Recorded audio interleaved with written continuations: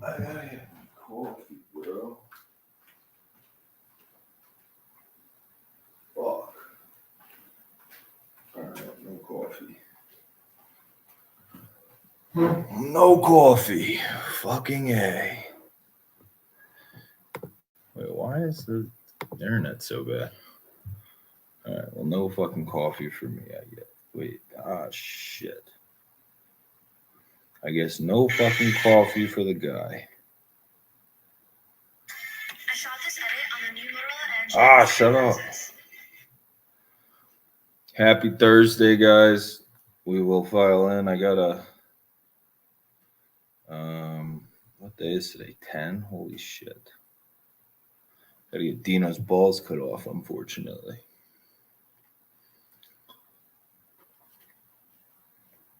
Okay, good. We have battery.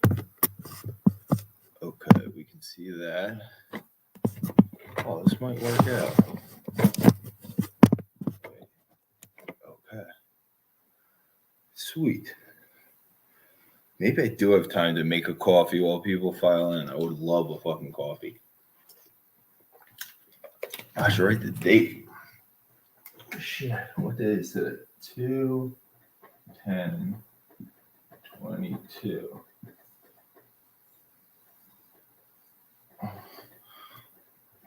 Yeah. What up, Marty? How you doing, brother? Oh. How is it going, bro? Oh, shit. Let me pull up this stuff. All right, I got the slate in front of me. Brother, you got any to kick it off? Not much, man. Back in Vegas, which is swell. How are you doing? I got to hit some Bengals plus 170 on the way home, which was lovely. Still upset about Ohio State. Yeah, I got to I mean, dude, what was the quality of shot? I got to go back. I guess I'll figure out somewhere to watch it. But that would have been a really nice game to get for me to watch Brandon play because I believe in him so much. So it would have been cool. Oh yeah, that's more important. Bad quality of shot selection. Yeah, that's fucking unfortunate. It's fucking annoying. This is starting to get annoying. This getting all my videos blocked. Hey, yeah, I saw you got to take a lot of the shots down the stretch, which, like, growing experience wise and knowing what you're going to need and what you need to transform into. Like, if I was Holtman, I'd do the exact same thing. Yeah, I get to live and learn. It's annoying that, like, my breakdown was, like, consistent on that, and less people got to see that one. Like, my breakdown was Branham, and less people got to see it. I got to figure out the getting blocked and getting reported and all this crap. And, like, I just got to figure it out, like, now. What up, 23? I got YouTube up this time. It was in my mom's. That was crazy. I'm sorry I was ignoring the YouTube side. But nothing, man. Back in Vegas. Got some Bengals plus 170 on the way home, along with some awesome Thai food last night on my way home. I'm going to wait till more people file in. But I got to fucking thank people because my mom's been feeling a lot better. And, she checked in and, like, read a bunch of people's comments, like, wishing her better and stuff. And it made her super happy. She, like, smiled. So I fucking am appreciative, and I'll put some extra work in doing something because I fucking appreciate that. That means something to me. So anybody got any to kick them off? I tried to put the slate up. Man, that's some sloppy fucking handwriting. I did that pretty quick. Yeah, fun guy. It is awesome, bro. It was I didn't think, like, she would read that, but it's great. And she's, like, steady. Well, from when I went there till now, steady up. Purdue money line, I would lean that side. I agree. Just because in that I didn't get to watch a ton of that second game or the first matchup, but they like, just putting Dickinson to pick and rolls and figuring that out, and just going to attack that over and over and over again. Yeah, I think Purdue too. I just fucking those guards, man. That's why they're not up there. But that's a good idea though. Put them on the lean side for when people just check in. Can you see this side? Yeah, I think so. Purdue. Agree, but I agree with money line because like trusting them to win by more than one bucket with those guards is like rather not, right? So I like that, bro. Peterson, nice. I like that too. What makes you worried? What makes you a bit more worried, Marty? But is anybody out for that game or something? Heads up, bro. Everything's backwards to us. Fuck, how do I figure that out for the future? Does anybody have a solution? Whoa, it's backwards for you, but for fucking the other thing, it's not. If I go like that, it still is. If you go like that, nope, still backwards. Is there a way to do that? Let me know if there's a way to help with that shit. You guys have been helping me. I will help as much as I can. Any suggestions? Somebody's asking me to go on a couple other people's live streams, like to try and go on. I'm going to do that too because I appreciate what you guys did for me. I like Washington State +7. Me too. I only sprinkled it because I don't even know if it's like a minor respect thing for Washington State, but I mean for Arizona. But just matchup wise, like let's think about it, right? Big guys are going to kind of cancel inside. Like that's the strength for both teams. So let's just say hypothetically they cancel because I'm not. If you watched in like I watched back a bunch of the USC Arizona game, and it wasn't like Arizona State was just absolutely dominating inside. It was like they were hitting decently high difficulty of shot for big men shots, like Koloko leaning in and shit like that. I don't know how many, like, I don't think they're going to dominate Washington State up front. So then comes a guard game where Matherin's not been playing well. And I don't know if everybody else trusts Kirk Carissa. I really don't. So then, like on the Washington State side, like Noah Williams in them, they've been trending up. They're playing well. Just got a road dub, right? So I'm going to take the 7 points. I'm not going to take any money line, but I am going to take the 7 points. So I agree. Pad kill. I put my biggest bet ever on Michigan +4. Holy shit, Mike. I just can't with those guards. I need to lay big bets in college basketball. I have to like guards. Like I hammered SEMO tonight at +140.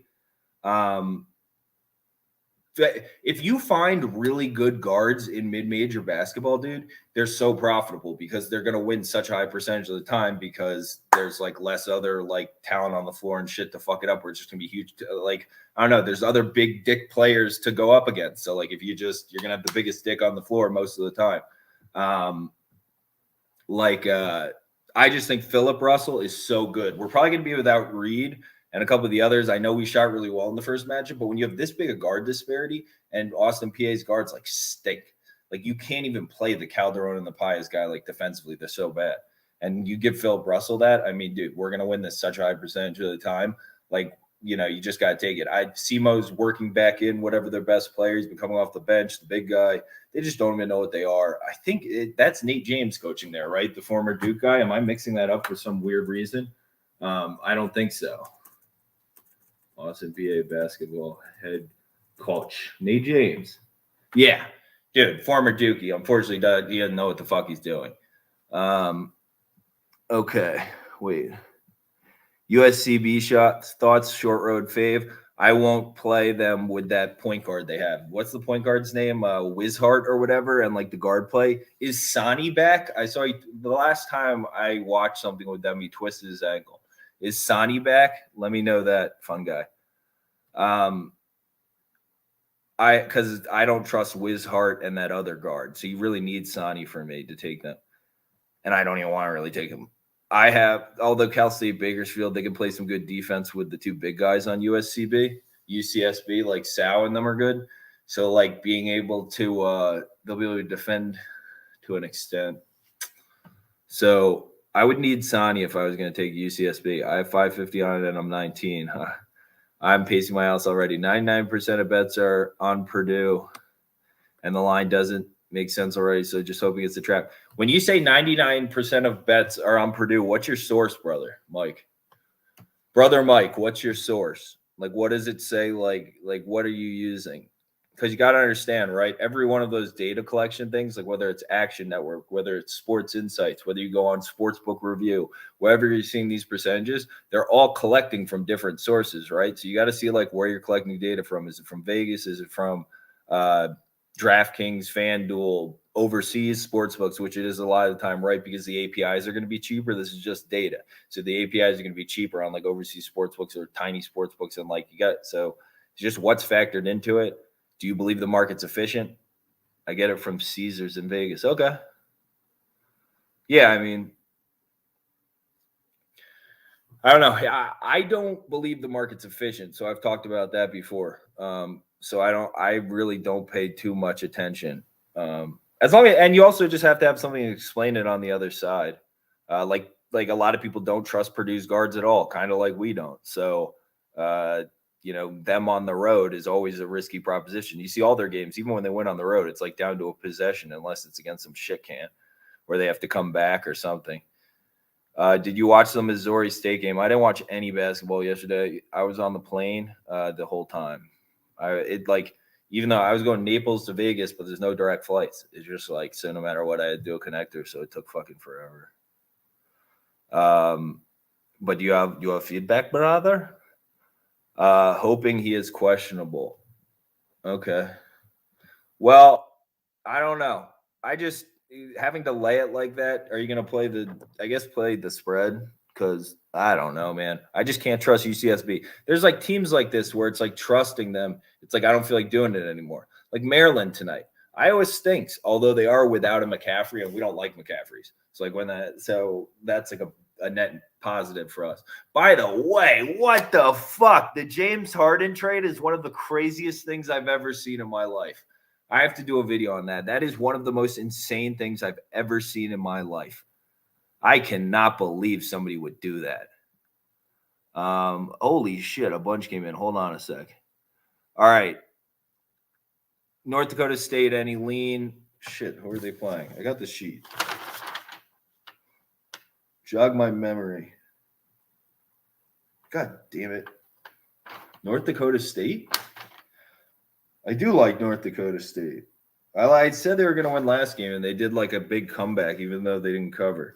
Fuck, who are they fucking playing? Let's scroll down and see. Is somebody telling me who they're playing? Harden went to Philly, dude, for Ben Simmons. That's what's crazy about it. Somebody actually gave something for Ben Simmons. Toyas, happy Black History Month. Yeah, brother. Who is North Dakota State playing? I have to figure this out or my brain might pop.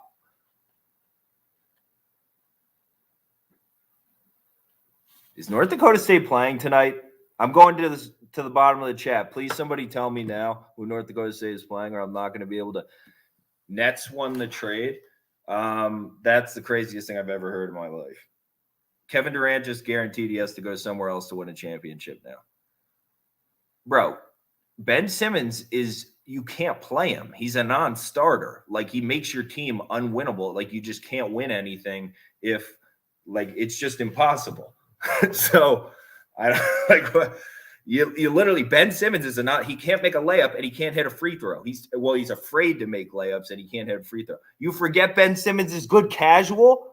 I feel like I'm in a fucking, my brain's going to pop. I feel like I've gone fucking crazy. Oh, North Dakota State. Thank you, Pierce. I can't even discuss this. My brain fucking hurts. Oh, it hurts so much. One of the best defenders, sure, but you can't have, in today's NBA with the spacing, you can't have a player that's afraid to take a layup, let alone hit a shot outside of 6 feet. On top of that, he's a quitter. He's a loser. Dude, instead of going to a college to challenge himself, he went to LSU where his dad's best friend or his uncle or some shit worked on staff, wouldn't challenge him, like came out with like, if you remember when we went to fucking LSU, he put out that fucking video of him pulling a pickup truck with chains over his back, like I'm the fucking man, and then goes and can't even get him to the NCAA tournament, is an absolute embarrassment, had a bunch of talent on that team, and it only got better once he left. Bro, I feel like, wasn't Javonte Smart a freshman on that team with him too, and he couldn't even get to the tournament? Bro, he is I don't want to be mean. He's a loser. He's a fucking loser. I can't, he wouldn't even play this year. He's just sitting there losing money instead of playing because he's afraid. Bro, if Kevin Durant wins a championship with him, he's the best player of all time, hands down. Doesn't matter. Like, I don't care. With him on the court, if any group wins with him, that it's not physically possible. I'll bite my tongue. I will physically just go and hand him all my money and help him with the problems he's going to have because he's going to keep quitting. And this is insane. Blake and he was his other star at LU. He was good. Yes, thank you. This is the craziest thing I've ever heard in my life. My brain hurts. He is so bad. It's just you have to want it. What if they just play him at the 5? Doesn't matter. Yeah, you have to have – everybody has to be able to shoot a little bit. Everybody has to be able to at least – you have to – the confidence, it's just all problems. It's just over.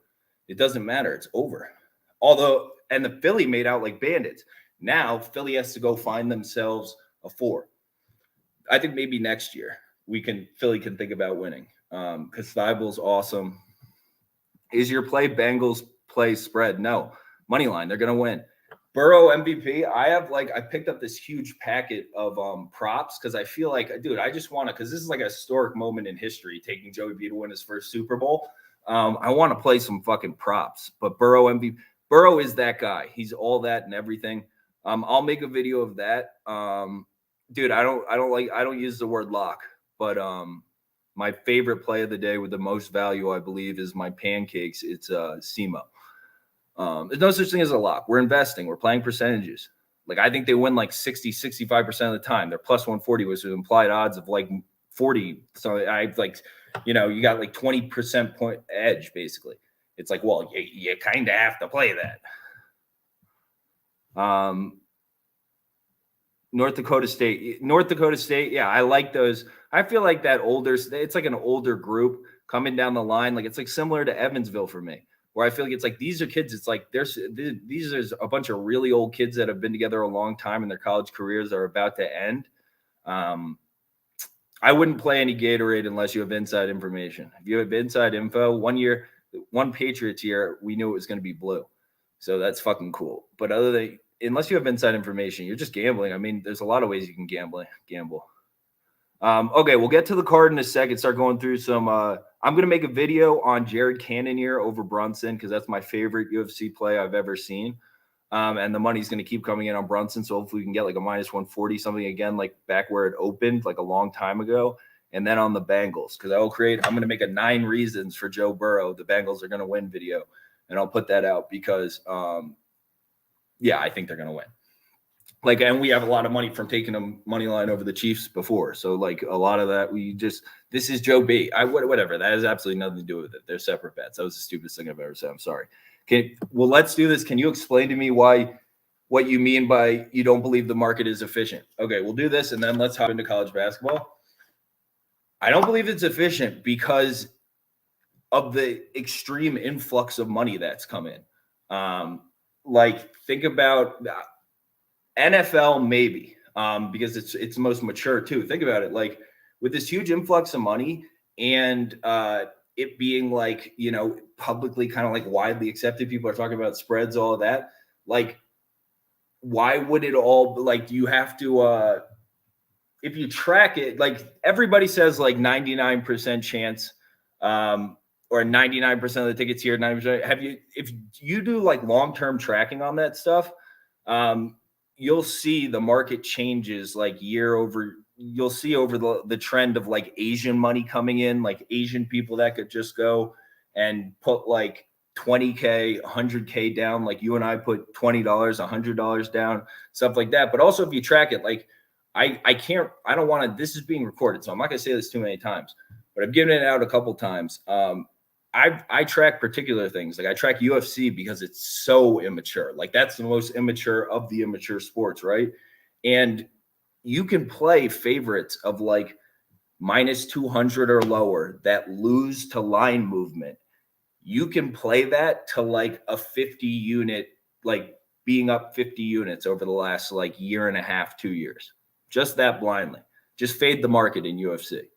So it's like, for the market to be efficient, we need to have smart players, like enough smart players in the market. And I don't think there are enough smart players. Because also think about the change in rules. Think about all the rule changes we've had recently. How we're just supposed to expect everybody's models, all of these things are supposed to be able to adjust without the historical data to do it.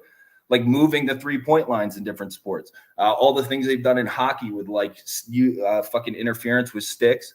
fucking just wanting more points in absolutely everything, how everything is played like a pansy fucking sport now, and fouls are called based on like how popular you are, all these different things.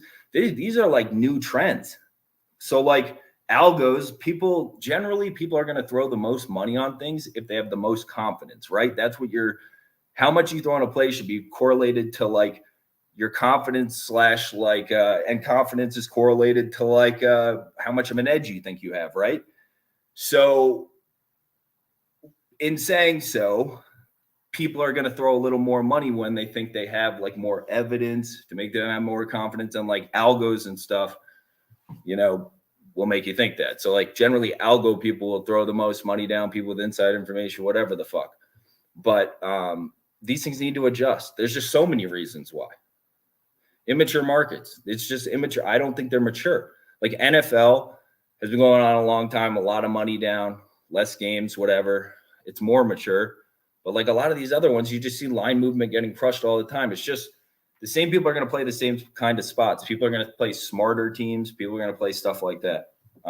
That was the most spastic. I'll find a way to explain that better. I got to do videos on this shit. I'm a little baked because I just got home and fucking, didn't smoke for a few days. Okay, let's hop in. Pro Bowl is embarrassing to watch. I am happy I didn't watch that. Cannoneer down to 165 now. Yeah.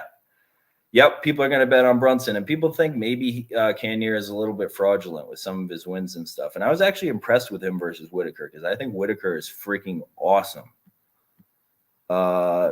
Okay.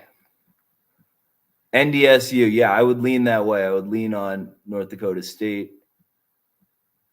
Okay, let's get to basketball. Middle Tennessee -5.5. I feel like they're going to win. It just feels wide. Like we shouldn't. They're still a young team, and we have to remember that. And Old Dominion is still like a good program that can control pace. So pace is going to be a big factor in this game. I think Old Dominion is going to want to really slow it down. Middle Tennessee, it's like the younger team playing at home, whatever, can get baited into things against a down Old Dominion team this year. Probably not as sexy of a matchup for them. I can just see them getting baited into a really slow-paced game, and then that makes like 5.5 a decent amount to cover for a younger team, right? So like just because they've been playing really well, like the difference between that and then covering by like 6-7 points is like two very different things. What would you have to? Okay, I just think Rams is a storybook ending for their stadium. Yeah, I got problems with the fact that not every receiver is going to have like, be having like a socially distanced tea party by themselves downfield. And it's like where Cooper Kupp's just hanging out like, hey, dude, just me down here, throw me the ball. Or Odell with like literally 15 yards of separation. You understand you're going up against the best secondary in football, right? Look at the names on this list and the level that the safeties are playing at and shit. I don't know, man. Brady Segran, bet NHL new here. Nope. No, there's people I can like trade for it, and like I don't know, maybe like down the future we figure something out about that, but no. I'm college basketball, some NBA, baseball, and I want to do UFC too, and then a little bit of football. But I'm always good at football. Let's be honest. Game's scary at all, and I don't put anywhere near the amount of money usually, but the Bengal, like things like this, where it's like it's not that hard. It's not that hard. Like Joe Burrow, it's not that hard, and to understand what's going on. NFL playoffs is always good.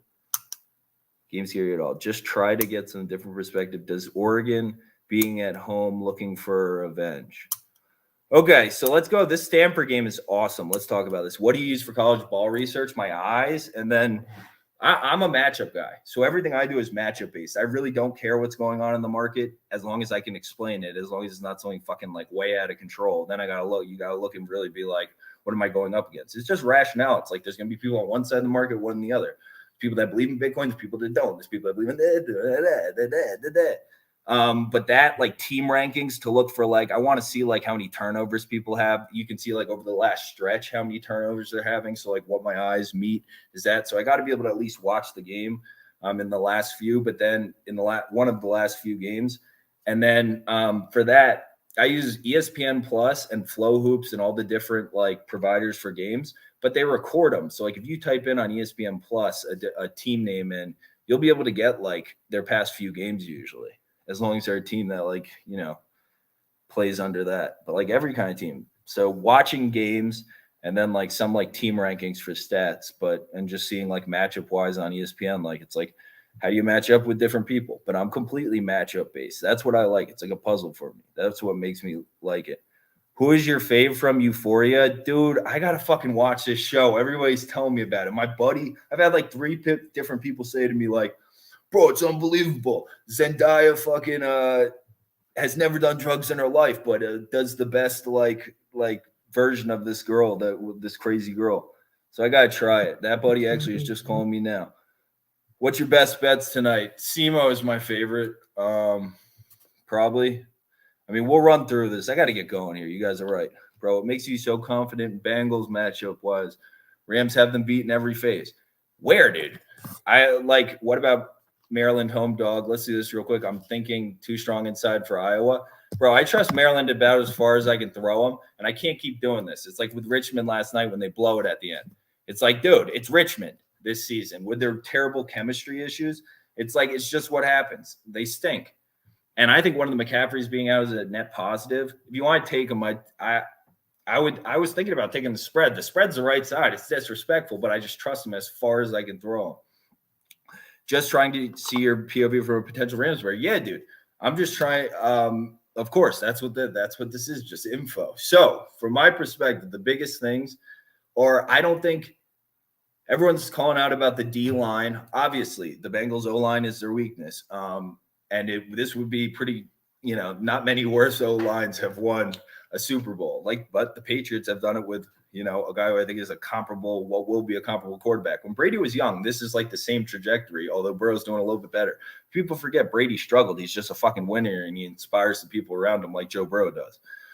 So the greatness of Joe Burrow, D-line perspective, I think the reason why you saw the Titans just get pushed back in the backfield so quickly, all that shit, like the Bengals O-line isn't good, but it's better against speed rushers than power rushers. So we're automatically going to have more success there. That's why, it's not going to be as bad as the Titans one. And then, I thought the Chiefs defense played really, really well in that game. They played really, really well. But Burrow's just better. I don't think the Rams are going to score many points. They don't run the ball very well. And yeah, they have a good O-line, but we have a sick D-line playing at a very high level. You forget BJ Hill, DJ Reader, Hubbard, Hendrickson. This isn't a joke. Dude. They can play at a very high level. BJ Hill and DJ Reader. If the Rams run the ball if the Rams have success running the ball, I'll be very fucking surprised. But we have Cooper Kupp. I agree. If I can say name a single guy you want to cover Cooper Kupp per game in the slot, who would you pick? Let's pick the guy. Is his name Mike Hilton? That's who I'd pick. So he's not going to be running by himself down the field, making people look like a fucking idiot like that. Mike Hilton's not going to get embarrassed like that, especially if he has and needs help from Jesse Bates and Von Bell, two of the best safeties ever. Look at the depth we have, too. It's not like if something happens or they need rest, dude, you're bringing in people like Ricardo Allen, he might make a couple stupid plays every now and then. He's a playmaker, and everyone's holding each other accountable. Same thing why you see Eli Apple playing better. Yeah, he still has oven mitts for hands, but they're playing better because they're holding extra practices all season and stuff. They meet extra times every week, just a secondary. This team all puts extra work in. You hear the stories about Joey B in college holding practices, like him, Patrick Queen and them, Jamar Chase holding spring practices on their own without coaches. The Bengals do the same thing. They've all been meeting extra times this year and stuff. They want it so goddamn bad. And Joey B, did you see that clip of him with the bleach blonde hair? Anybody see that? His state championship crying, crying after they lost the state championship in Ohio, I guess when he was a senior or something. And he's crying, saying it's the worst feeling in the world. You can see the pain in him and how much this guy hates losing. That's like Tom Brady. He inspires people around him like Tom Brady. He makes everyone play better. And people forget, do you not remember the games earlier in the season? Okay, Von Miller. I get Von Miller. Yeah, Von Miller's sick. Do you not remember games earlier in the season, against the Cardinals, where there's just receivers running downfield fucking 20 yards by themselves on the Rams? Do you not forget that, like, they backed their fucking way into the Super Bowl? Tampa Bay didn't want it. Antonio Brown literally just left and was like, I'd rather just buy a suite at the Super Bowl than try and go there with you tools, because this something imploded on the Bucks. Like, it probably has to do with Mike Evans, some other people, just saying. Then San Francisco just decides, I don't want it. Not only does Jimmy Garoppolo suck and decides he doesn't want it, then Tart just can't catch, like, you playing 500 in the backyard with your buddies when you're 5 years old. Like, bro, come on. I don't understand how people are so confident in the Rams. Name a time in Matt Stafford's career, now that we're down the rabbit hole, name a time in Matt Stafford's career that's giving you the confidence that he's going to go out there and outduel Joey B in a Super Bowl game.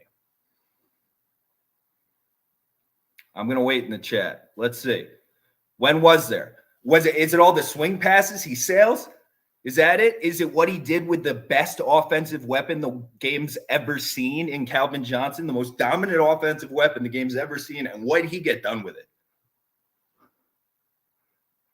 Nothing.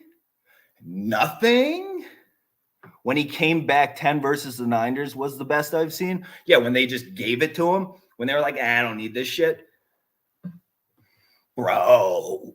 All right, man. Yeah, I thought that was, yeah, he did that. It's a nice moment. I like it. And I like how smiley he is and stuff, and how he goes up and says, like, to his wife, I guess we have one more game, Beb. I guess we got one more game. While Joey B is sitting there fucking like fucking killer mode. I don't know, man. Still made good throws. Yeah, he makes good throws when people are open by like 15 feet.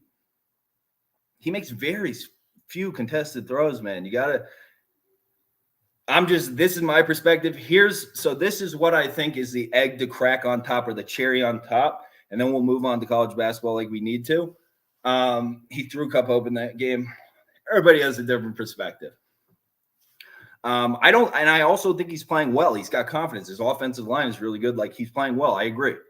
I agree he's playing better than whatever, but he's still, man, he misses so many throws, and any pressure, it's just like he gets rattled so quickly, dude. I can't do it. Bengals money line is criminal. It's crazy, and I hope it keeps going up. I think it's going to go to 5. I think it's going to keep going up, because I think there's people that are just going to hang their hat on the O-line versus D-line thing. There's no way the Rams are going to be able to cover the Bengals either. Let's just get the ball out quick. We're going to be creative. Here's the key to it. Let's think back to the last time the Rams were in the Super Bowl, right? Absolutely zero ability to adjust game plan from fucking Sean McVay. Just like it was like he was just banging his head into the wall. If everybody saw those stats about like the sets and how he was going to, like, it was like 8-man, whatever, but he was running like the nuts worst offense, what the Patriots were best at. He just kept running it at them over and over and over and over. And it was like, where's your ability to adjust? Where's your ability game planning wise? Zach Taylor is, like, I think, smarter than him and knows him really well and is going to out game plan the shit out of him. Not only that, who adjusts better than anyone? The Bengals coming out in the second half. The Bengals are like the best second half team, especially from a defensive standpoint. If you're whatever, everybody has their own opinion. That's what's cool about this. And it's like a problem solving. This is what I think problem solving wise. I just think the Bengals, like, I think they're going to win by, like, I want to take some props from them to win by like 17, something like that. I think they're going to work them. I don't think the Rams offense is going to get much going at all, to be completely honest. I think they're going to work them, and I think it's going to be glorious. Yeah, T. Higgins and Boyd can win the game for Cincy. Chase and Ramsey matchup isn't that important. Exactly. And Chase will get better of it, dude. He's a big game dude. Am I serious? I'm serious. That's literally like, I don't know, man. This was the exact same thing when I said Bengals plus 330, fucking pancake the shit out of it. It's just the same thing where they're just the better team. Like, resiliency, everything. And you underestimate what, like, having a leader like Joe Burrow is. Like, look what Tom Brady did. Like, just look at, like, that kind of, when the essence of, like, it gives everybody's playing at such a high level, offense, defense, everyone. You don't want to disappoint the guy. Follow the guy through a wall. You're so off on this. The best part is that we get to see. I'm just trying to give information. If you don't like it, don't take it. I'm just trying to literally just give information and help. That's literally all I'm trying to do. So that's my perspective. That's how I see the matchups. If you think they're going to play out differently, then that's awesome. If I didn't help, that's, just trying to help, brother. So Aaron Donald, bro. Yeah.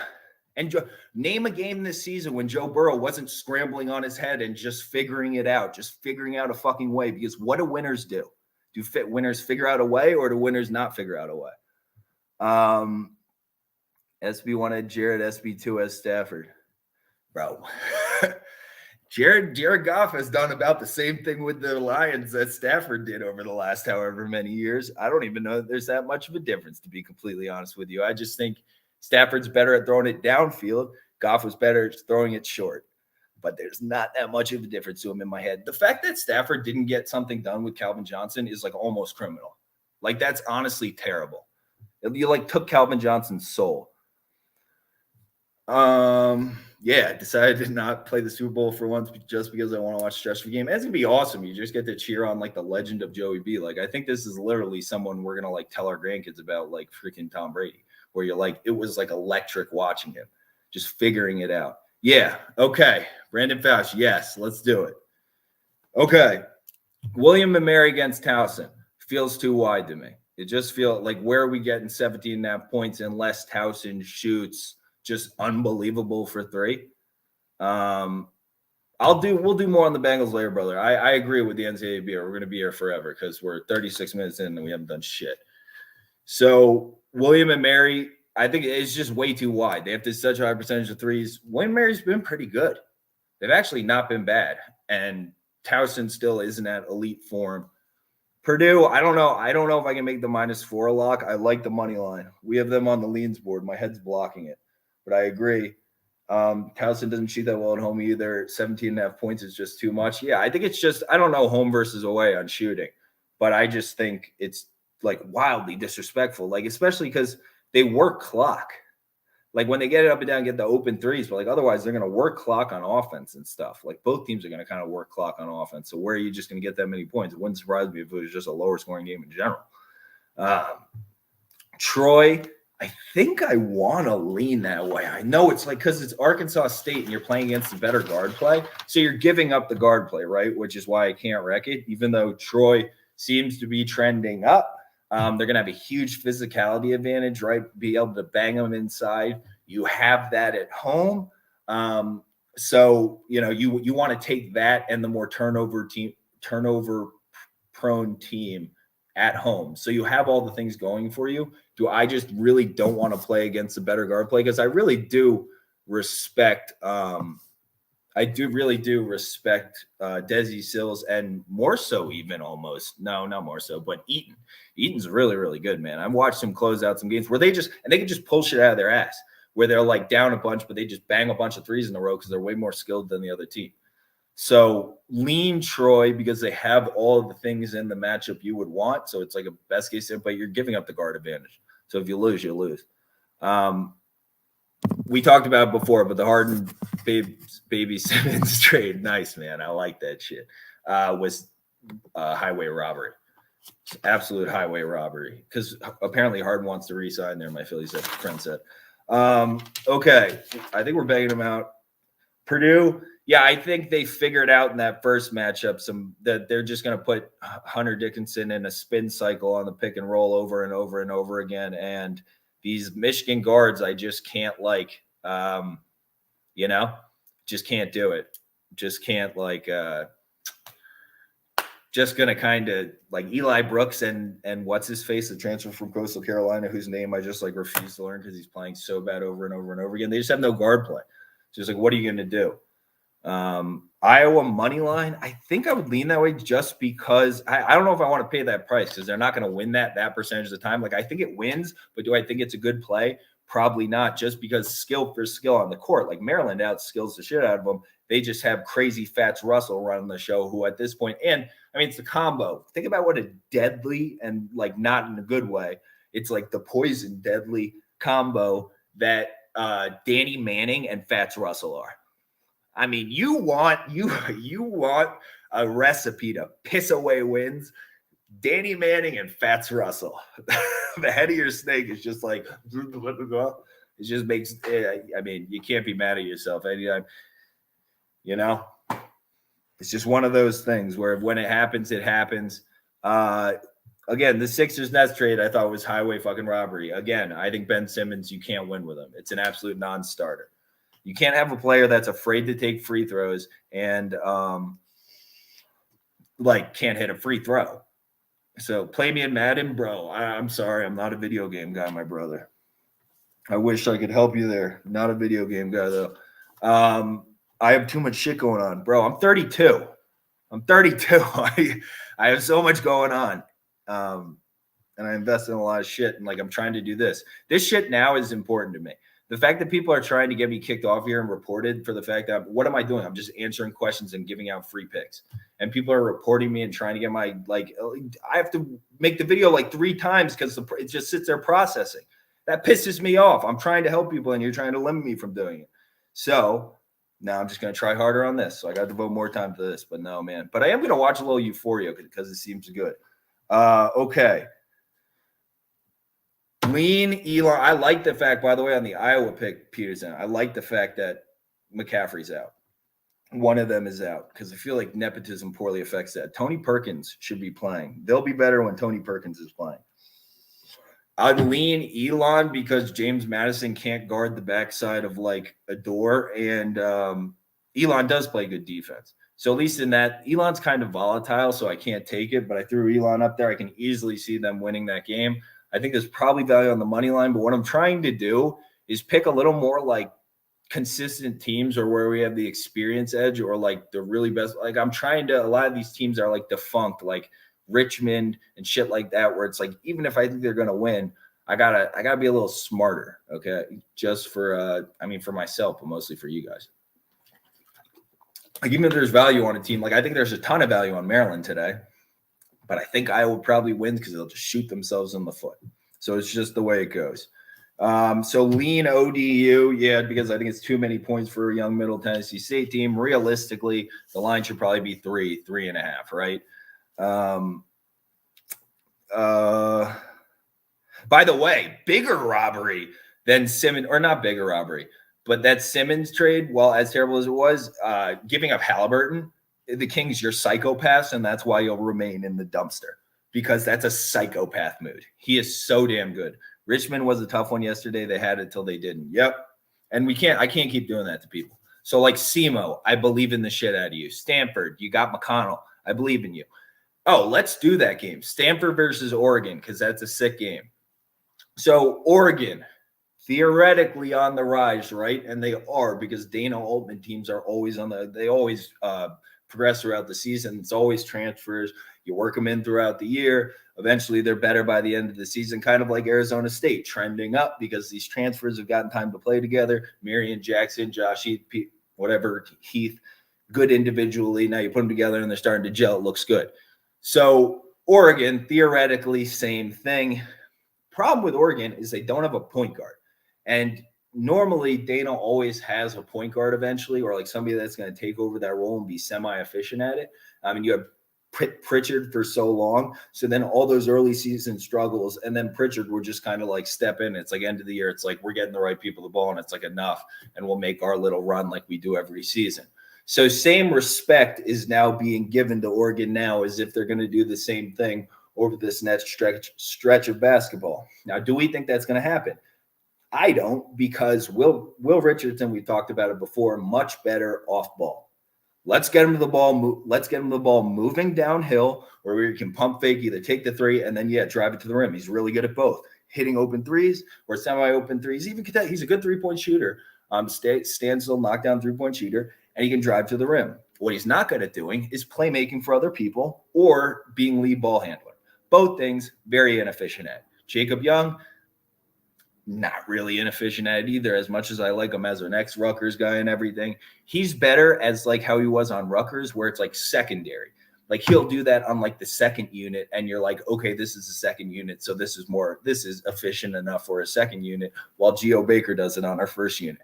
That's why that looked better. And Montez Morris, Mathis or whatever, seemed to make better decisions on Rutgers than he does wherever the fuck he is now on St. John's or whatever. So Stanford, on the flip side, seems to play to their matchups. They really seem to play to matchups where it's They beat USC twice because they were able to stifle the bigs and shit up front. And now they're playing an Oregon team that's kind of built in like a similar, like we have a bunch of guys that are like 6'7", 6'8" in that range, and they can match up pretty well, but they have the point guard in this matchup. Like Stamford is another team that should be getting better throughout the year. UCLA and their guard play is always going to be a bad matchup for Stamford. Getting their ass kicked in matchups like that's okay, but they should be trending up too as like younger team gels more together, stuff like that. I think Spencer Jones and them are going to have a lot of success, and I think they can easily get Dante and the other dude, what's his name, Kempnang, in foul trouble. Those two aren't that good, man. They're not very good. Ingram's good. I think Ingram and Spencer Jones get those two in foul trouble, right? Put your fucking elbow in their chest and let's go to work, kid. Let's run a little Paul Millsap at them. Let's do it. Like, I feel like, and Mike McConnell gets them in the right spots. Like, you see the right people have the ball. Like, they've been getting Ingram the ball at the end of games all season to prepare him for what, that's my best chance at winning. So I like Stanford in matchup wise, and I think they have a good matchup in this one. So I'm going to sprinkle a little money line. I think plus 330 is criminal, and I took the 8.5. How do I feel about Wisconsin? Long term, because they're not playing tonight, are they? I mean, dude, you got one of the top 3 closers in college basketball. You win. You're going to have a really good chance. It's matchup wise for them, right? Are they going to get somebody like that with forwards that are really, really going to punish their forwards and somebody put on Johnny Davis? Because if they have the combo of that, then so it's all matchup based. Even the tournament, like I don't think they're good enough where they can just like match up with anybody like a Duke or something at their peak. But Johnny Davis is pretty damn good, is he not? He's pretty fucking good. He's not playing great right now, but he's pretty fucking good. Top 3 closers. We got our closer list over here. Remember this? I'll slide it back. So we got Agbaji, Johnny Davis, Johnny Juzang, a couple of these other ones we should talk about later. But those are my top 3 right now. Okay. Yeah, they don't play tonight. Did you play organized basketball? No. I played like fucking around basketball with my friends. But I've been watching, both my parents went to Duke. So I've been watching Duke basketball since I was like 5 years old. And it was such a good brand of basketball and shit. And I didn't play football either. I played baseball and soccer. So really, I bet on baseball a lot. But yeah, Ivy is a closer. Sorry, brother. Where are my other boys that like Ivy? A lot of people like Ivy. I can't fucking do it. I cannot do it. Duke would be my favorite if I had to take a future. I don't think there's any value in it, so I didn't take it. But if I have to take a future to win the national championship, I'm taking Duke. They can match up with anybody. What the problem with Duke is that we're starting to understand it and we're trying to play it more, and we have been doing it. That's why, if you watch the videos, they've been doing what we want them to do. But Jeremy Roach has to run this team like a true point guard, or we don't win shit. But we're trying to have him do it, and it's progressing. Like it's a steady slope up. There's been some setbacks, but eventually, Kentucky can be good. Also, I think Kentucky. If I had to pick, I was doing this with my stepdad really when I was down visiting my mom. But I did, if I had to, my top 3 picks, we both did 3. And I did Duke, Kentucky, and Auburn. Because Auburn's proven enough to me. Because that was really big. Our biggest part of that Auburn-Arkansas handicap, right? I thought they played really well as they could down the stretch, whatever. But they need Zep Jasper. He's the most experienced guard there, and he's kind of like the dad amongst the crazy guard sons. So they need him. And without him, that's monster. Big learning experience for them. Wendell Green will grow a lot from it. But I don't know. I don't know about those guards and shit. It's a wide open field this year, man. It's going to be very matchup dependent. It's going to be a very, very fun March Madness. It really is. Purdue is scary. I'm not afraid of those guards at all, brother. They don't keep me up at night. Those guards have progressed zero. Tell me how Sasha Stefanovic has progressed at all in his time on campus. Tell me how Eric Hunter has progressed at all in his time on campus. And it ain't for lack of coaching, because Painter is an awesome coach. So it's them. Ivy, longer term, I think he can. But, dude, he played like a season at fucking Akron, recruited by a really good guy there. So character-wise, yes, I believe in Ivy longer term. But, dude, you just see him out of control down the lane. He's not that good around the rim, really needs to work on his touch around the rim. Free throws, can't make clutch free throws. I mean, which part of it are you just staying up at night about? Worrying about the wrong thing, brother. Their bigs is strength overall well balanced. Well, how come their guards don't know it in crunch time? How come like Sasha Stefanovic takes pull-up threes and shit with like 2 minutes to go in games? How come that's their offense then? If the problem is they don't know it, like a Michigan State where their guards are like, yeah, fuck it, Malik Hall, you do take the shots, even if it's a runner in the lane, it's better than whatever we're going to do, and you're the most talented NBA guy on the team. If Travion Williams was taking every shot down the stretch, he's on the board. Big T's on the board. I respect the shit out of him. He's right here. He's being blocked, but I respect the shit. If they knew to get him the ball down the stretch in every game, like they'll do it. They'll put him in the right position, and like he's proven it a million times. But these guards, man, they're not. There's no true point guard. There's no direction on this team. The guards just don't know what they're doing. Thoughts on Utah Valley versus Grand Canyon? Dude, I put Grand Canyon on the leans list. They're just so steady, man. They're just so steady, kid. I just think they're really good. And Utah Valley, they have Harmon back. So if you want to take Utah Valley, I understand it. But I'm leaning Grand Canyon. I feel like they got the better guard play, and I just can't do like when I'm talking about that Harmon kid as like a must need for Utah Valley's guards, that like tells you what kind of shape that group's in. Like that's not the kind of group where you're like, can we talk about ASU Wash for sure? I like Arizona State. I think they're playing at so another team where you get value later on in the season because they're chock full of transfers. This is like a recurring theme throughout the league. There's so many teams like that, or throughout NCAA because there's so many teams like this. But Heath, Marion Jackson, guys like this were good at their prior stops. It's really hard to put together like a whole new backcourt and stuff. And if you remember, Heath wasn't here in the beginning of the season. So they're even more behind schedule than other teams in terms of like progression and, value. You see the biggest thing for me is the way it is at Washington. Jay Heath is a dog, not Jay. What did I say before? Josh Heath, like an idiot. Jason Heath. Jay Heath is a dog. They have the better guard play, right? Over Trayvon, what's his face? Brown? Shit. I should respect him. I think he's pretty good. But he's like an up transfer, you know what I mean? And I think the biggest thing is Trayvon Graham is going to eat Emmett Matthews' lunch. I think they're going to have the level that Trayvon Graham's playing at right now is crazy. And like, I still know who Emmett Matthews is. And I think that's going to be the matchup, right? Does somebody else know? If there's going to be somebody else? But in my head, they're just going to Trayvon Graham's playing a very high level plus that guard play. Like Arizona State at this point, I mean, covering Arizona is like the nut worst matchup for you, and covering against them, I thought was impressive, even if it was barely. That's impressive to me. At some point, the eye test just says what it is, and I think, while Washington State's been playing better because their transfers too, I think much better guard play. Like you gotta understand, Jay Heath is a pretty good guard, man. He is a dog, fun guy. He is a dog. Why is Memphis so underwhelming? Because they're not coached. So that's a big problem when you're not coached. Because not only that, the fucked up part, he like saps people's confidence. Like what he's done to Boogie Ellis, and watching Boogie Ellis try and rebuild his confidence at USC. What a dickhead. Penny, you're a dick. Coach the kids or get the fuck out because you're costing these kids that's lame.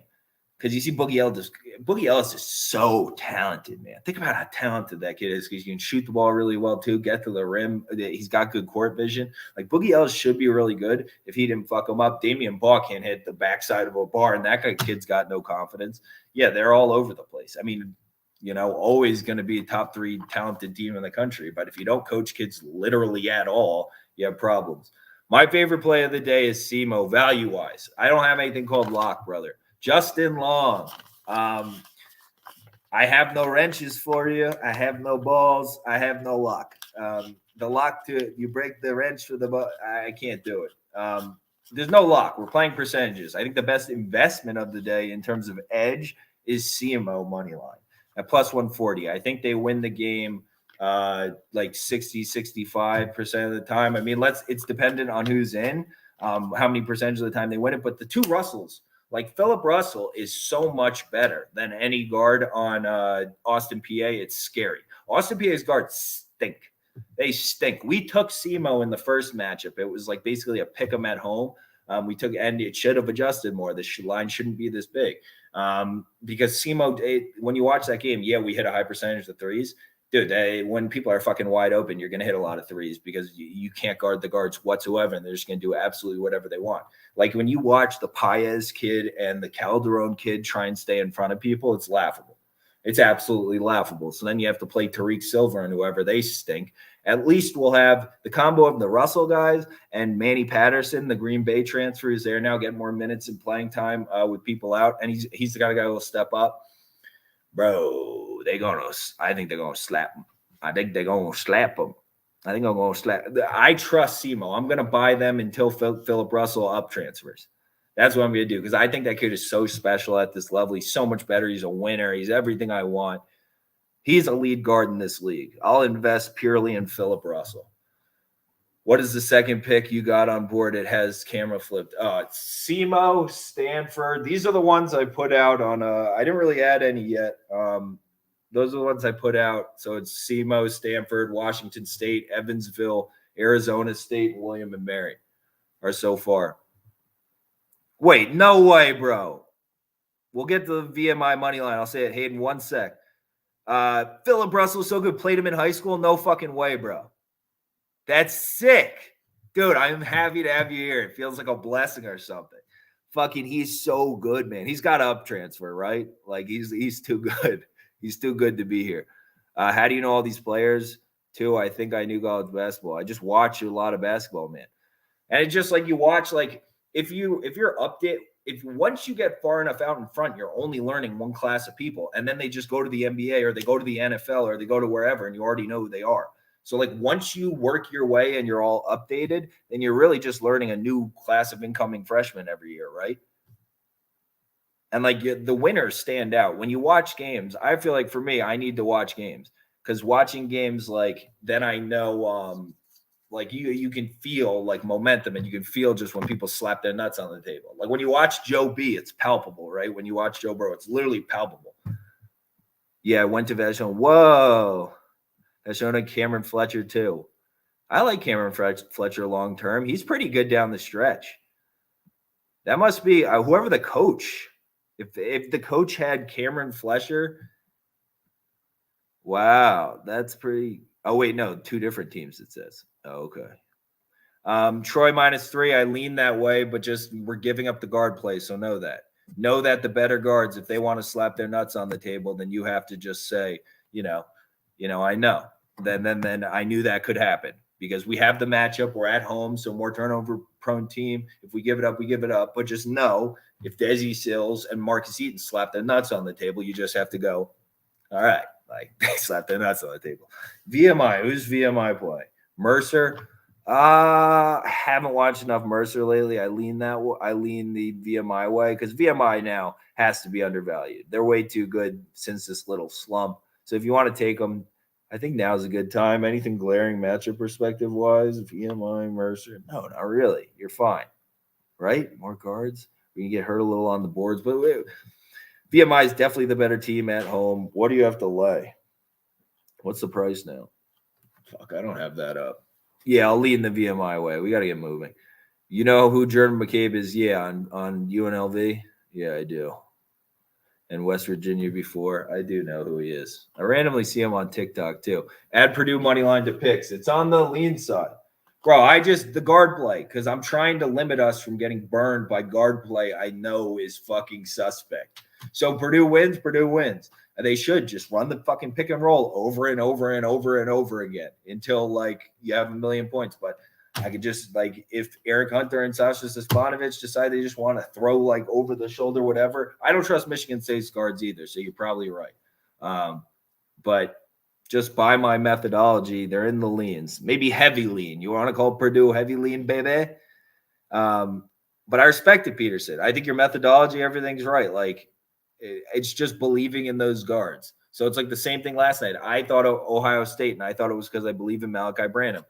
Doesn't get it done, whatever. Do you believe in Jaden Ivey and you believe in those guards? Then you do, then go for it. And you learn. And if not, you live and you learn. It's a unit. It's 2 units. It's something like that. You don't poke like shit. It's a long-term game. We win long-term. If you can break down games and like just consistently, it's not like, you learn things. You learn things. Okay, how I feel about Arizona -7 tonight. I'm on Washington State. I don't believe in the guard play enough right now to justify this wide a spread and what I think will probably be a lower scoring game where Tubelis isn't going to be able to carry him through this one. Coloco's like little leaners and the shit he was doing against USC is not going to be able to carry him through this one. So I will Matherin's playing poorly. I can't do Kirk Carissa like at this price and the Terry kid like at this price when Noah Williams is on the other side. I can't do Kirk Carissa at this price. I don't trust him as far as I can throw him. Still, Georgia State money line versus like it looks kind of cool when he hits a couple threes. Otherwise, it is ugly for that kid. I don't think he's very good. Yeah. Georgia State money line versus Coastal Carolina. Coastal Carolina is in my I can't trust him bucket. I can't do Vince Cole. If I have to, I'm just going to take what is perceived as value for me on Coastal Carolina.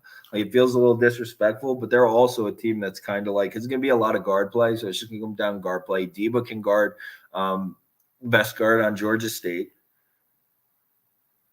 So theoretically, this is a Coastal Carolina spot in my head, but I trust Vince Cole as far as I can throw him. Not a Vince Cole guy.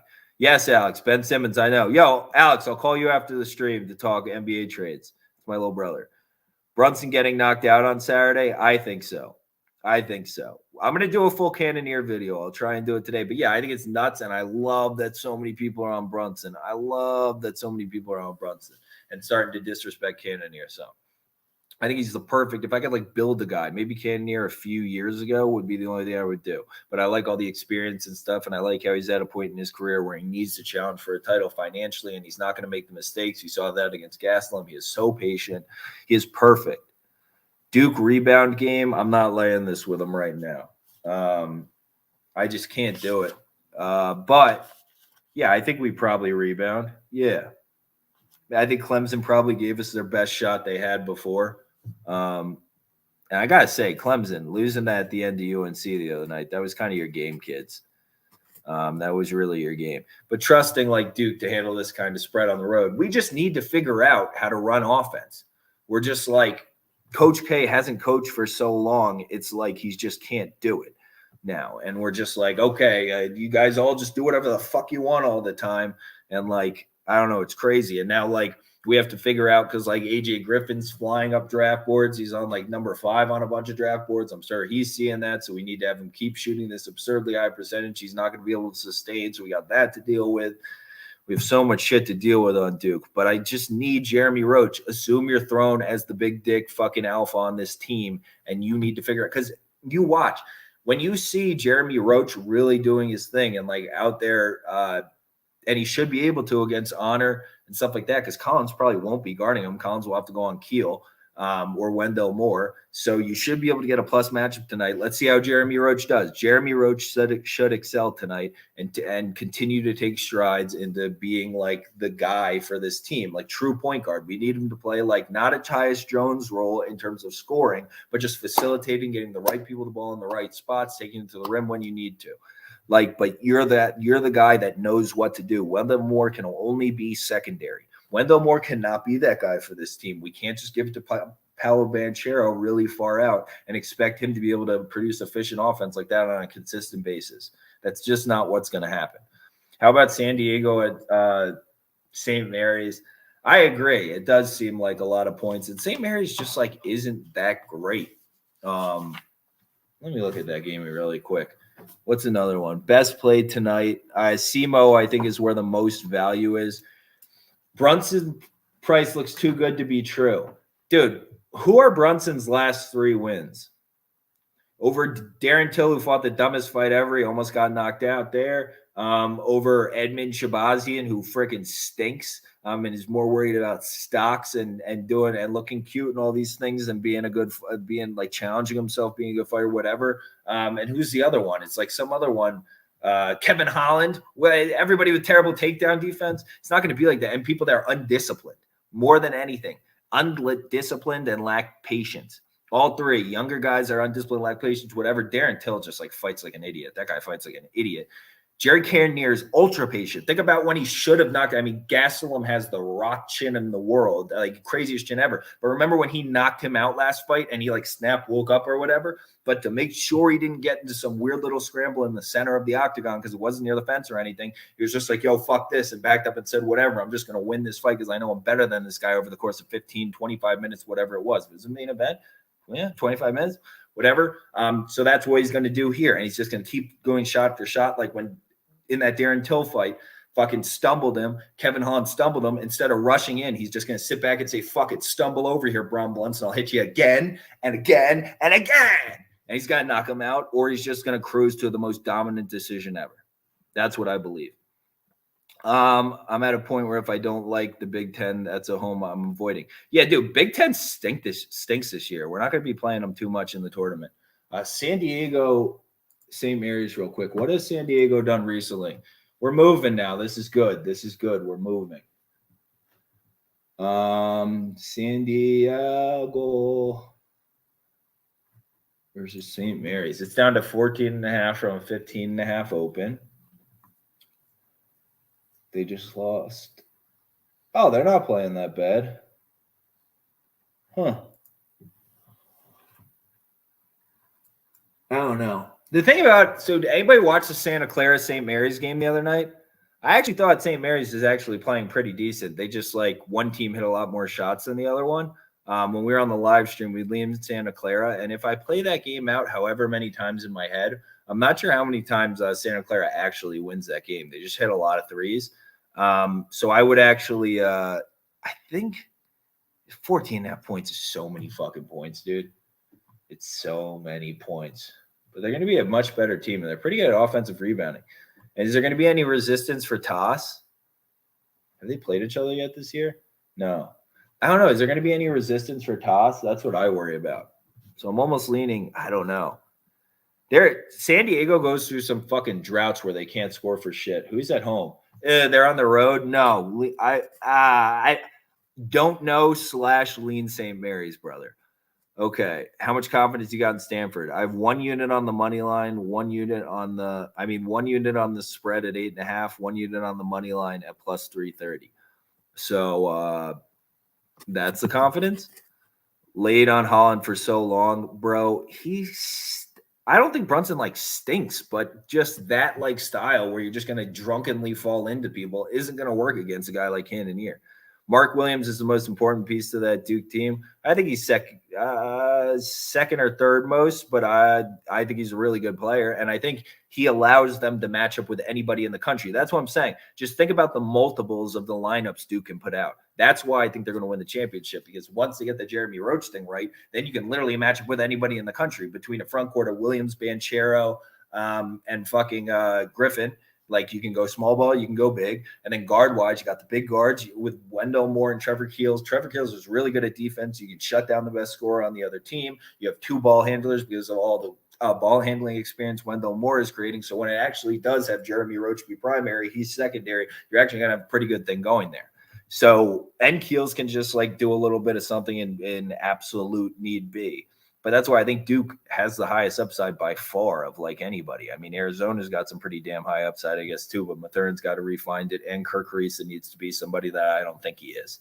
What's SEMO? Southeast Missouri. Thank you, Caleb. Thank you, brother. Okay. What's the SEMO play? What's SEMO? Southeast Missouri State. They got a kid named Philip Russell, whose name everybody should learn because he's going to be a great investment during his time in college, wherever he may go, because I think he should probably up transfer. Kentucky and Duke are most complete teams in the country, I think. I tend to agree. And in terms of matching up with people, I think probably Auburn, too. I put in that category. I think you can St. Mary's probably should win. Yeah, St. Mary's is going to win the game. It's just a matter of if San Diego decides to go on a really long cold streak or not. One last question, Suns versus Bucks. Fuck, dude. I literally looked at no NBA, and I haven't in a few days. Like when I was down visiting my mom, I didn't look at a ton. What have they both been doing lately, and who's bad? I don't know. I haven't looked at injuries, brother. I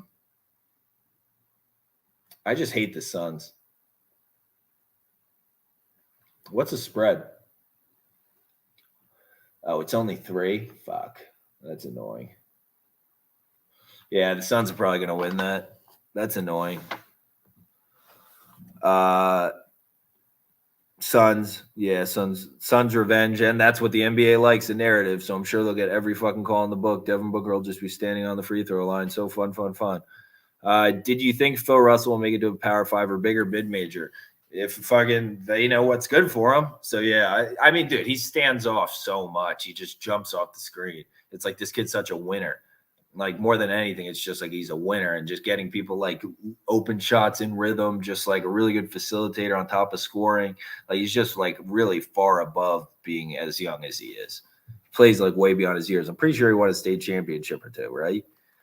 I still love Kansas a lot. They have veterans and solid guard play. What the hell was going on at the end of the Texas game? What the hell happened?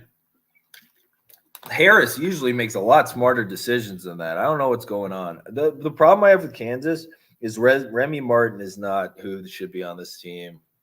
He really doesn't belong here. There's no point in this. They should have just kept Bryce Thompson. If they still had Thompson, didn't like alienate him and figured that all out, and you had a Thompson, fucking Agbaji, like as 2 killers at the end of game, that would have been a lot cooler. They had to have rigged that damn game, Kansas game. Yeah, I mean, the Kansas wins that game a very, very high percentage of the time, in my opinion. Sixers make the finals with Harden. Maybe I could see it. I mean, I could see it, but I can't see them. They're not going to beat the Warriors. I feel like this is just an inevitable Warriors retake it. Like we've seen Klay Thompson. We've seen like that he's like back to being, it's like then you get Draymond, you get the whole thing working. Plus you have enough pieces. I mean, I think the Warriors just win. Yusefu is better than Remy. Yes, I think so. I can't do Remy Martin, man. And he's never been a good facilitator. He's good at like taking inefficient mid-range jumpers and looking like kind of cool doing it with his hair flapping in the wind, but looking out of control as well. So you're like, what is this? It's mildly efficient. It's mildly not efficient. Never efficient. Whether it works or not, it's not. But, it's just fucking – they completely took out Agbaji, and it showed they don't have another true scorer. Yeah, I'm surprised. I'm just surprised they were able to do that, man. It's just like I feel like Agbaji had a bad game too. But that turnover late by him, yeah, man, it wasn't good. Nets are better than Sixers. I think the fucking Magic are better than the Nets now that they have Ben Simmons. Like slam my head into a wall. I can't do another Ben Simmons one. I'm going to have a headache. I don't think I can handle it. I would need to smoke a joint and come back on to talk about Ben Simmons again. What we on? There's my board for today. I made a post that has with the sushis and the pancakes and shit. I have these magnets and shit I'm actually going to throw up there with corresponding colors. Take futures for Warriors to win West Conference. I don't think there's any value. I saw like them to win the championship. I think it was like plus 425 or something. I mean, it's just you could just play them in the games in the playoffs for better than that. I mean, holding up that money like that, like that's just not a good there's like the opportunity cost with the money to me. I just don't see any point. Remy would be like, I think actually percentage wise it makes sense, but opportunity cost wise keeps you from doing it. Cause like plus 425, the actual implied odds versus who else I think can win maybe works, but I can't do the other half of it. Remy would be a great as a top scorer and primary option. Yeah, dude, I fucking somehow didn't get through like any of this slate. We're going to have to have a little more structure. I go so off topic. Yeah, I figure out a moderator eventually or something. Note on the Indiana State Evansville game. I'm super sour on an Indiana, like right now on an Indiana State team that Southeastern Missouri State, Kirk, dude, you got to make, what's your name so I can call you something when you come back? Because this is fucking ridiculous with this name. I have no idea what to do with it. Indiana State shot 0 for 17 last time out in this matchup. So be wary of that. And like regression's obviously coming, but I think they're playing like shit. And it's been like, a stretch of it now. We're just underperforming. They're young. It's like, okay, this regression's kind of expected. And Evansville, it's like another team like North Dakota State, where it's like teams that like maybe they're not the best. No, but they've been together fucking forever. And this is their farewell tour. Like they're coming to play every single night. Just beat them like but they beat them comfortably. That's the thing. It's not like it was a close game. They were just ahead the entire game. I think you're banking on things to change rather than to not change. So I'm sprinkling some Evansville. Trey, all right. That makes things easier. I appreciate it, man. That makes things a lot easier. Weber State versus Eastern Washington. I wish the spread was wider. Like if it was like a 6 or like 6.5, I would be on Eastern Washington. I like Eastern Washington, but I'm worried. Yeah, there's like a pretty decisive talent edge here for Weber State.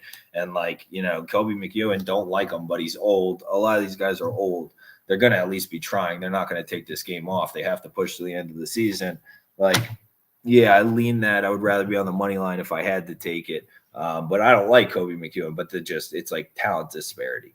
So I don't think it's like necessarily cheap locksmith. I don't think it's necessarily cheap. But okay, we've had a couple questions on Mercer VMI. Now I need to take a closer peek.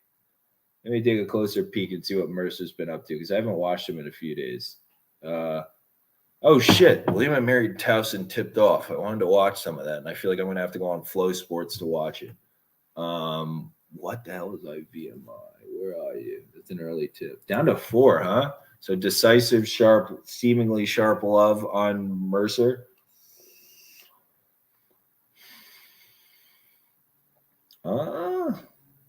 VMI's like firmly turned it around here. So I don't know. For like the Mercer money line part is already scary. Although matchup wise, I don't know, man. I haven't watched much Mercer, but the head-to-heads recently seem like fucking they have a serious matchup edge. And VMI is like very much they're play the big loafy center and like kind of have a very distinct style. So like it seems like there's something to the Mercer pick, my guy. But mildly worrisome that hold on, we can go through this relatively quick. South Dakota has been playing some solid ball. -6 at Omaha. Thoughts? I'm not laying that with them on the road. I can't trust them enough. I don't trust the guards enough. Bro, are you fucking onto something with this Mercer one? They've like absolutely been owning the recent matchups, but VMI like hasn't been that bad. There's no reason for that. Oh, and Mercer just lost at home in the short one. They're not playing poorly either. Oh, Felipe Haas. Okay, so Felipe Haas is a fucking problem in that matchup versus VMI. Okay, it's the forwards is why. All right, man. So this is interesting. I'm probably going to look at this. How much time do I have before tip? This is an interesting play because it seems like these two, they don't really have anybody to guard this Glisson kid either if he's decent. And these two, and Felipe Haas, the former South Carolina kid, seems like they're centerpieces of the team. So maybe there's somebody to take a look at. I think I'm going to lean the Mercer way. I'll respect line movement in this small conference. Given what I'm seeing early on the matchup. So I'm going to lean Mercer, I think. So maybe I retract what I said before about VMI. Seems like Mercer makes sense. I got to look at that one. Maybe I'm going to post something about that in the comments of the video I posted today. I'll post a final verdict on that because it's going to take me a little bit. I got to deep a little diver in because if VMI is playing better, but matchup-wise, it seems like I don't think they have anybody to guard either of those guys who have mine. That might be a problem. And it looks like it has been a problem recently. Stylistically, like recently. All right, any others? What else is on the lean board? Louisiana Lafayette. I lean over who the fuck are they playing? But Louisiana Lafayette's a team I've been kind of looking to buy for a little bit. I might end up buying a little bit of them. I wish it was still at like the pick 'em open. God damn, my brain is fried. I like Coastal Carolina. They already beat VMI, and I feel like they've been playing better recently. It looks like Mercer's been playing better recently. I'll post a final verdict on that one. I like that call. Whoever said Mercer money line, Tom Bandy. Dude, are you new, brother? I haven't seen you before, but I like where your head's at. I got to take a peek about the guard play situation. But at least up front, I like what I'm seeing out of Mercer. I got to check out the guard situation. That's going to take me a few. North Dakota State lean that way, similar to the Evansville team, older team, been together a really long time. Like, a lot of these kids have been there a while, like Krieger and Edie and shit, right? They've all been there forever. They got to be trying now. At this point, this is you guys have a pretty underwhelming season. You guys got to be locked in and starting to play better. So I lean that way. Western Illinois probably overvalued at this point to some extent. You're going to get overvalued off that big Oral Roberts win. Weber State team total, I don't know, man. Team totals. The defense for Eastern Michigan, monster athleticism advantage. I understand it. I like where your head's at, I guess. I wish I liked Kobe McEwen. Why the fuck? I said his name right before. I just don't even care with him. I like Coastal Carolina at home. I don't trust Vince Cole I feel like he's like a little bucket of variance. That little fuck. Just he doesn't know what the concept of team player is. Vince Cole. I'm not a fan of that guy. I wish Dibba had more control of that team because they could be a lot better. How about Duke -6? I don't know, man. We talked about that before. I actually think it's weird that it's just we have so much. They kind of have better, more experienced guard play. So trappy wise, I get it. I just think if Jeremy Roach he's continuing to trend in the direction, and if he can just because it's a good matchup for him, take control and like motivated Duke team, we should be able to. And there's a part of me that says, Clemson gave us their best shot before. Like that was the best shot you were going to give us. You almost won. You probably should have won in some circumstances, calls wise, and you didn't. Now, I don't know. I feel like we're just one step further with Roach and stuff, and it just it's not ideal. Clemson does match. They match up well. I guess they do. They match up well, and they don't. Because I thought, like as much as decent as they match up on Banchero, he had a pretty shitty game last time, man. Kind of stinky fucking game out of him. And he kind of had a couple stinkers in a row, and I really believe in him. So I don't know. You might be right. I don't trust Duke. So it's like, but they're my team. So it's like, and I'm really pushing for this Jeremy Roach narrative to finally, whatever. Square what? Duke is super square, but yeah. No, of course. And theoretically, I mean, at the guard spot and stuff, because just like Jeremy Roach isn't going to get punished by Nick Honor's athleticism, shit like that. It allows Nick Honor to do things as well, right? So no, you got to take Clemson or nothing, I guess. You got to take Clemson or nothing. Maybe I shouldn't have said that, but yeah, matchup wise, probably it works kind of both ways in my opinion. What do you think? I guess at the +7, it is a matchup edge. Smith, Paolo, best freshman in the country. I like pro prospect wise, Paolo's better, but like Smith has fucking just ice in his veins, doesn't he? He like wants to be that guy. Like he yelling at his teammates for not getting him the ball more at the end of the Arkansas game because he should have taken more shots. I guess that's what could kind of, because none of them are like really, really true point guards on that Auburn team. So maybe I got to take them out of that top 3 conversation. They just keep proving me wrong. I was so low on the guards, and then I'm getting higher on them, whatever. Flanagan needs to play better. I would take I got to take Paolo over Jabari Smith. I mean, I just have to. Paolo is so fucking talented.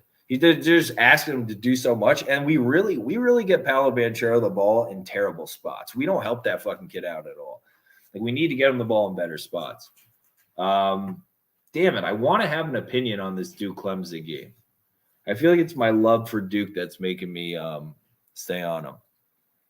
Auburn's guard play is weird. Dude looks like a gremlin. Who? Wendell Green? All of them except Jasper. I like Flanagan though. Okay, run through really quick. Do I have any opinion on any of the other ones? I really want to look at this fucking Mercer game now. I'm like excited for it. I think I lead Monroe with their guard advantage at home. Oh, Louisiana Lafayette's playing Texas State. Yeah, I don't think Texas State's necessarily like with how Louisiana Lafayette's trending up. Both are going to be able to. Louisiana Lafayette will be able to deal with Texas State's physicality, and then them at home. So kind of like a lot of the if you're on the negative side of the turnover differential, you want to be at home, right? In all sports. So if you're going to give it up, you want to play a team like Louisiana Lafayette at home rather than on the road. They've actually been winning on the road too, right? So I think I lean Louisiana Lafayette at home. Who else? Grand Canyon we talked about. Riverside over UCI. I feel like UCI is getting a little out of control love-wise. Fade Murray State, first game ranked on the road, plus 14.5 is a lot. I like Riverside too. Riverside's old. I can definitely see Riverside winning that game. I need to look at that more. Murray State, yeah, set 14.5 is a lot. My problem with Tennessee State is they're so fucking enigmatic and erratic. Tennessee State's a team that, like, within their conference, they can basically beat anybody and lose to anybody. It's just which night. So I don't know which night they're going to pick to be. Like, have they been playing better lately? Because they'll beat anybody and then they'll lose to, like, Tennessee Martin at home, who's like a bunch of young guards. And if you have any semblance of, like, being sturdy, you probably shouldn't be fucking losing that, right? So what have they been doing lately? I need like a moderator or something to help with this shit eventually to take this to where it needs to go. I'll hire that person. Maybe we'll have to run like an ad or something so I can hire that person. By the way, Indiana, it'll make the show go a lot smoother. Yeah, I just don't want to trust Tennessee State. Why am I even looking anything up? I can't trust Tennessee State as far as I can throw. By the way, Indiana State coach said he's never been more disappointed in 24 years after the loss to Evansville. I know. It was pretty bad. That's the thing. It was like shitty basketball. And you like had to work Cooper Nice back in. And I think Cooper Nice kind of stinks. And then like that Myron Thomas or whatever kid isn't getting as many shots. And he's kind of like, even though he's young, he's probably like their most, I feel like most talented scorer. And then like Bledson like isn't getting as much. Things are a little messy. And so like in Evansville, it's like, yeah, I believe in Indiana State's program longer term. And like, yeah, I like the kid like Bledson. I like them and shit, but it's like, I'm just going to bank that they're going to be back playing well. Like that you're just assuming things for Indiana State. So if it works out for you, it works out. But like momentum, everything, and like being older, having like more of your identity, even if you're not as good, your identity set all of that shit. I think someone might be missing from Evansville. All mod LOL, message me, please. Purdue, like DM or whatever it's called on any platform. Thank you, brother. We'll talk. Purdue, can you invert your stream so I can see the stream? What the hell does that mean, dude? Is there a way to do that? Tell me. That's what somebody else said. They told me it was backwards, and I was like, what is there, a mirror or something? Like, how the hell, what can I do to fix that anyways? Oh, mirror your video? Fuck. God damn, that's so helpful. Who knew? Wow. What a life, what a game changer, dude. Electric. I'll try to remember to do that. Just remind me to do that. If not, dude, production value just flew through the roof. I gotta say though, it's crazy. Any of you guys found me compared to like I watched some of the production on some of the other people on sports betting TikTok or whatever, just fucking wiped the floor with me. My shit sucks. You think Purdue covers? Do I think they cover? Maybe. I think Purdue money line is probably the better play just because I don't trust their guards and like matchup wise. With like the pick and roll and the other stuff, you have like a high percentage anyways of winning the game. It just comes down to like how much you cover the trust of guards. Like you trust Jaden Ivey to hit those free throws down the stretch. Do you trust, Sasha Stefanovic when they're up by 5 or 7 or something with like 2.5 minutes to go to just like not take that random pull up three with 23 seconds left on the shot clock when fucking Travion Williams is calling for it on the block? So that's what it comes down to in my head. It's like if they would just be like a Michigan State and be like, yo, Malik Hall, here's the fucking ball. I know you should get it. Like, and just do that down the stretch every single time with Travion Williams or Edie or whatever they want to do. I would have more faith in like 3.5. What is the spread now? Because you've got to lay the hook. That's annoying. I'm on Troy -2.5. Get it? I understand. It's just with Troy, you just have to, like I said before, if Arkansas State, if Desi Sills and Marcus Eaton drop their nuts on your face, you just have to go, okay, well, that was the percentage time that happened in that matchup. But otherwise, you have the matchup, you're at home, you're in the right spot, right? Getting all fucking jostled now. I need some fucking nicotine. Hold on a second. I'm right with that matchup, right? Troy, Arkansas State. Yeah. We talked about it a million times. So, yeah. So you just have to be prepared for that. Like, you can't be mad at Desi Sills or Marcus Eaton and be like, how the fuck did that happen? You just have to be like, all right, they've kind of done this a bunch of times this season. I had the matchup. I played the right play, but it just happened.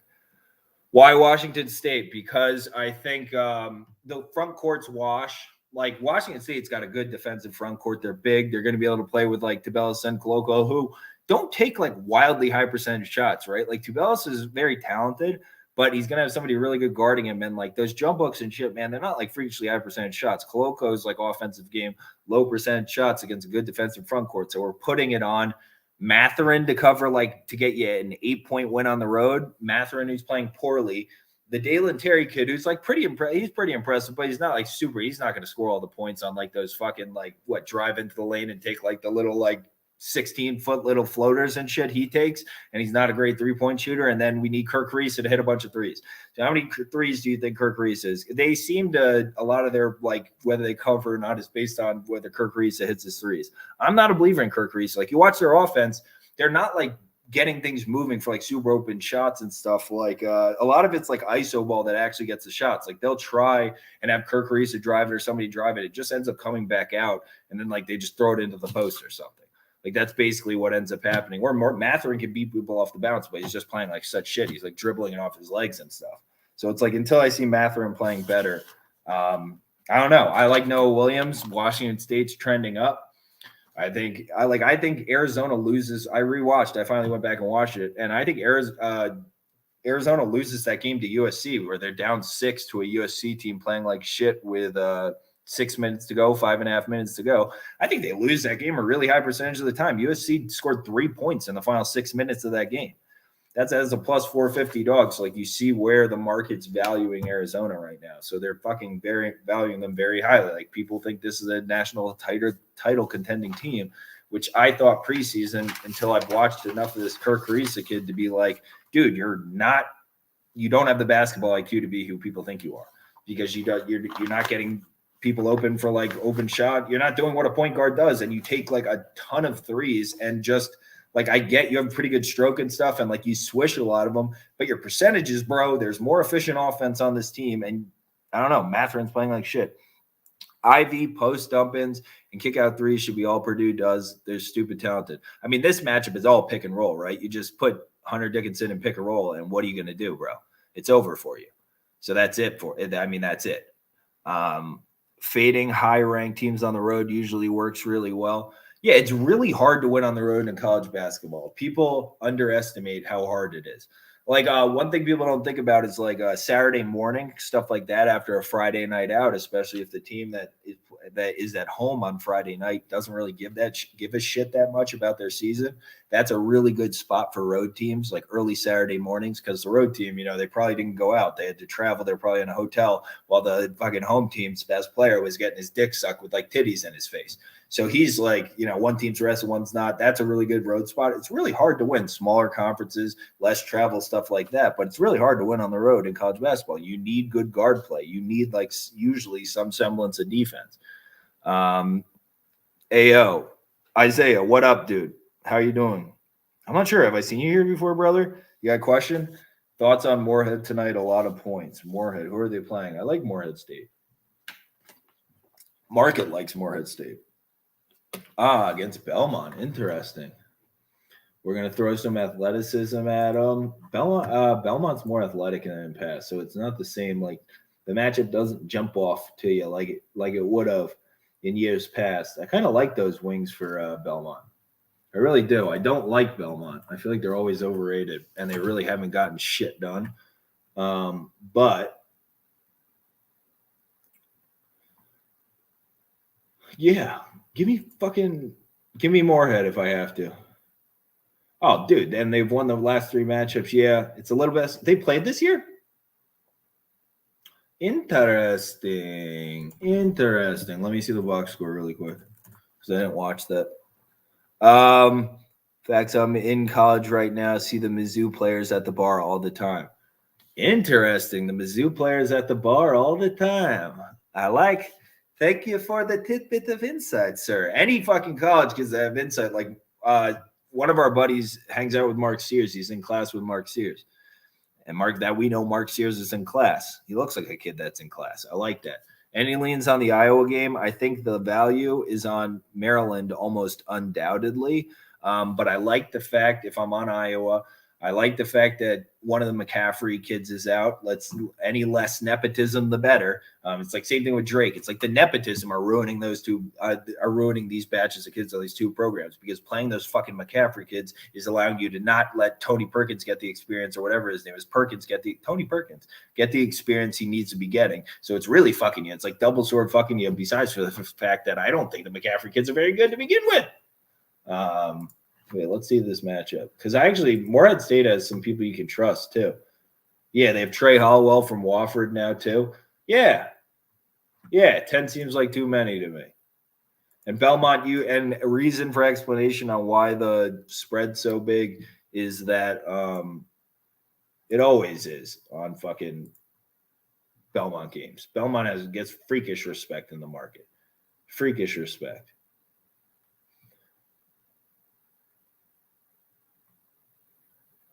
Yeah, and we're not going to turn the ball over too much on the road, I don't think either. So 10 seems like too many. I would lean that way. I haven't watched either play current form recently, so I can't give like a concreter for you.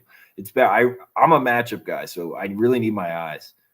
What about LMU spread versus BYU? Two teams that are absolute turdlings right now, playing like dog shit. Both programs playing like dog shit. Gun to my head, I would just take BYU money line and say, not a fucking LMU money line, say fuck it. Because how bad is Traore going to fuck us up? Because the LMU needs to get their identity this year is like, without that Magnuson kid inside, they've kind of been a sieve. How bad is BYU going to fuck us up inside? How much can we trust BYU to do that? Gun to my head, LMU, because they both stink, and I'll take the points. Thoughts on, they're both playing really bad basketball right now. So I'll take the team at home with the points. That seems to make sense in my head. South Dakota's -7.5 versus Omaha. Played once, and South Dakota won 105-70. Yeah, but I fucking don't believe in this I don't like the South Dakota team. And Omaha's been slowly trending up all season, so it's undoubtedly going to be a closer game. Omaha's been trending up. They were so bad at the beginning of the season, like so bad. How long ago did those two play? They've been playing a lot better, though lately been riding them the past 4 or 5 games or so. Shit. What game were you talking about? Oh, Mizzou. Yeah. Nobody has an answer for Giannis. In the NBA playoffs? Well, first of all, the foul line is the answer for Giannis, because 3 points are worth more than 1 down the stretch. So I think that would be the answer, would be to just foul his ass, and he's going to make 1 of 2 from the line. Then you come down and hit a 3. And if you just replay that out, it was just the odds of having a pretty good 3-point shooter and doing that over and over and over again. It works out pretty good. I think the Bucks, don't get me wrong, I think the Bucks are good and shit, but they kind of won last year because it was like everybody sucked, right? Like that was kind of why they won. Like, let's be honest about this. Like, didn't they have to did they play the fucking Hawks in the finals, in the Eastern Conference Finals? Like, come on now.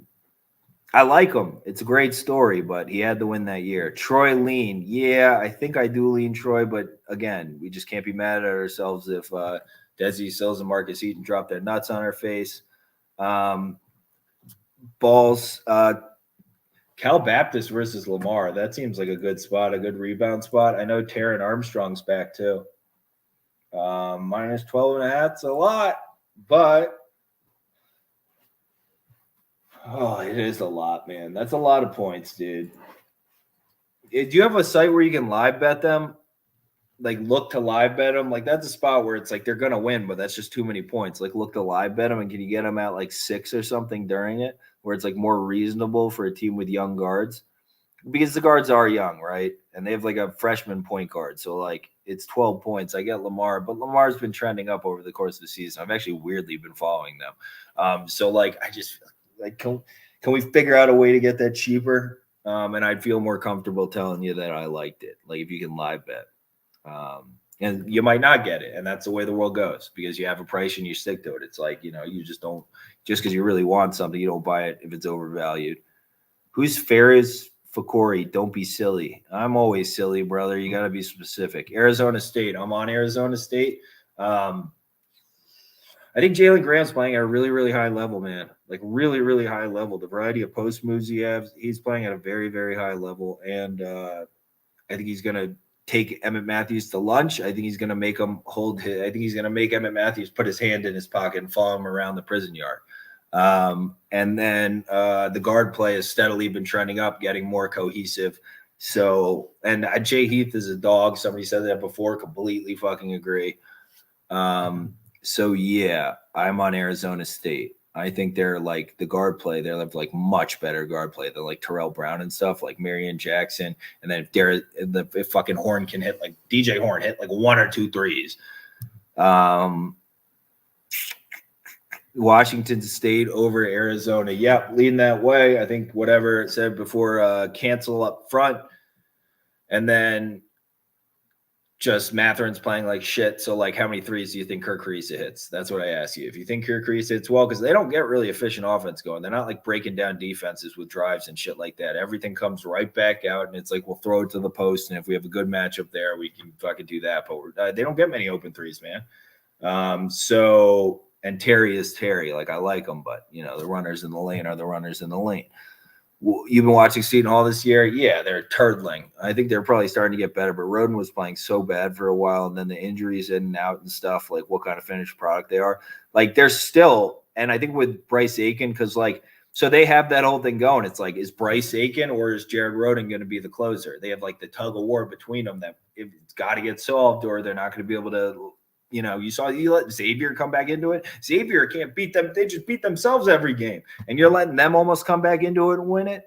Like, I wanted direct Xavier, but I was like, this team's such fucking ass, like, whatever. And they end up covering. It's like, you guys are dumpster fire too. Both of them. Xavier, Seton Hall, dumpster fire. Did Montrezl Harrell just get traded too? What is happening?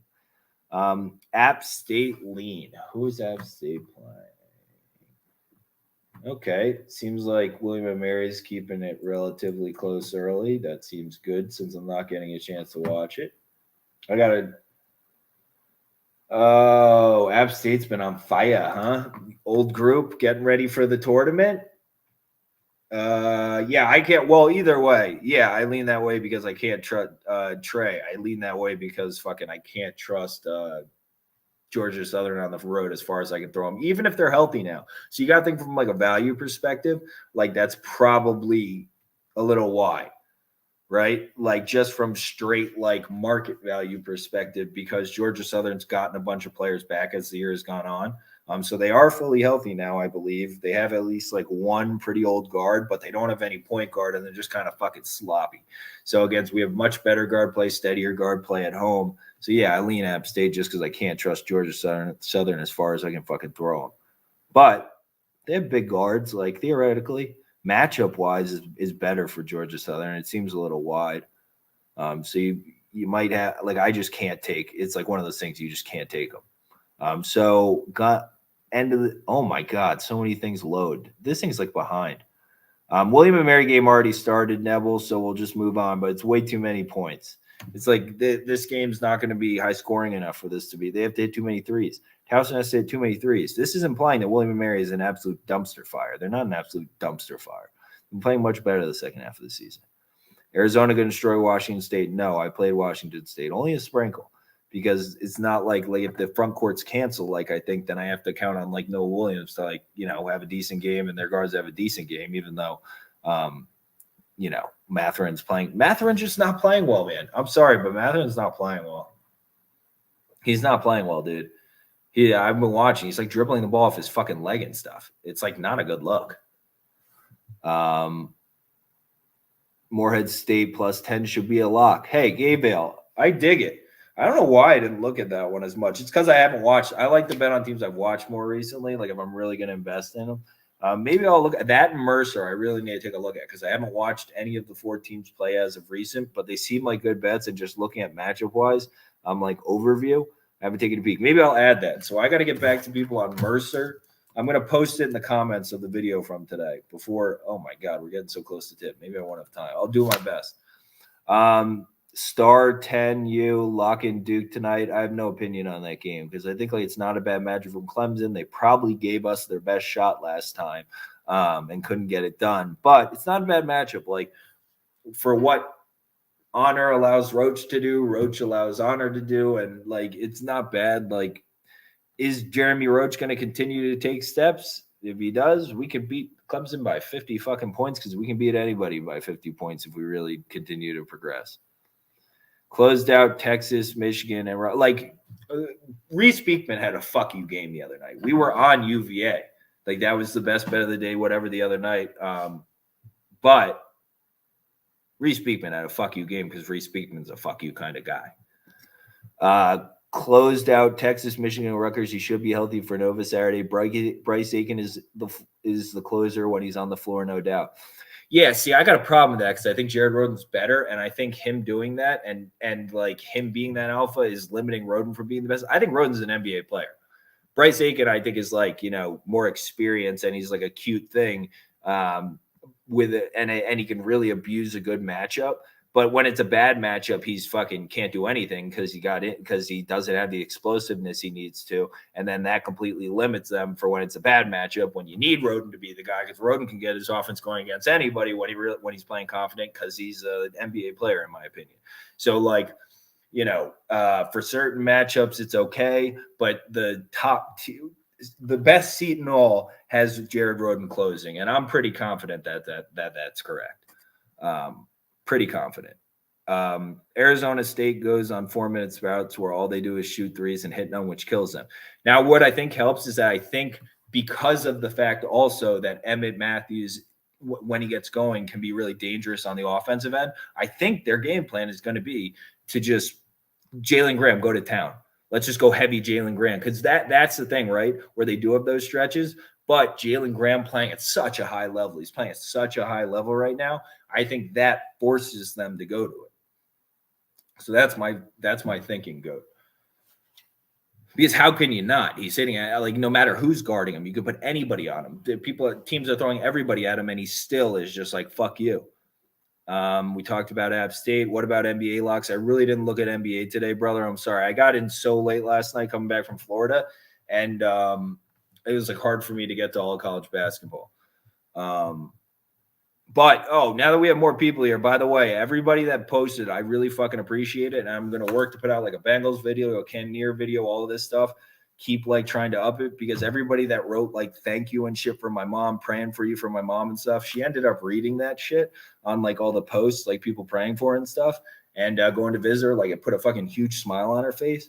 So I will make sure I repay you guys, like you guys paid forward on that one because she's been feeling a lot better. We've been hearing some good progress and stuff. So you will get more of me, and I really appreciate it. What do you think of Marshall?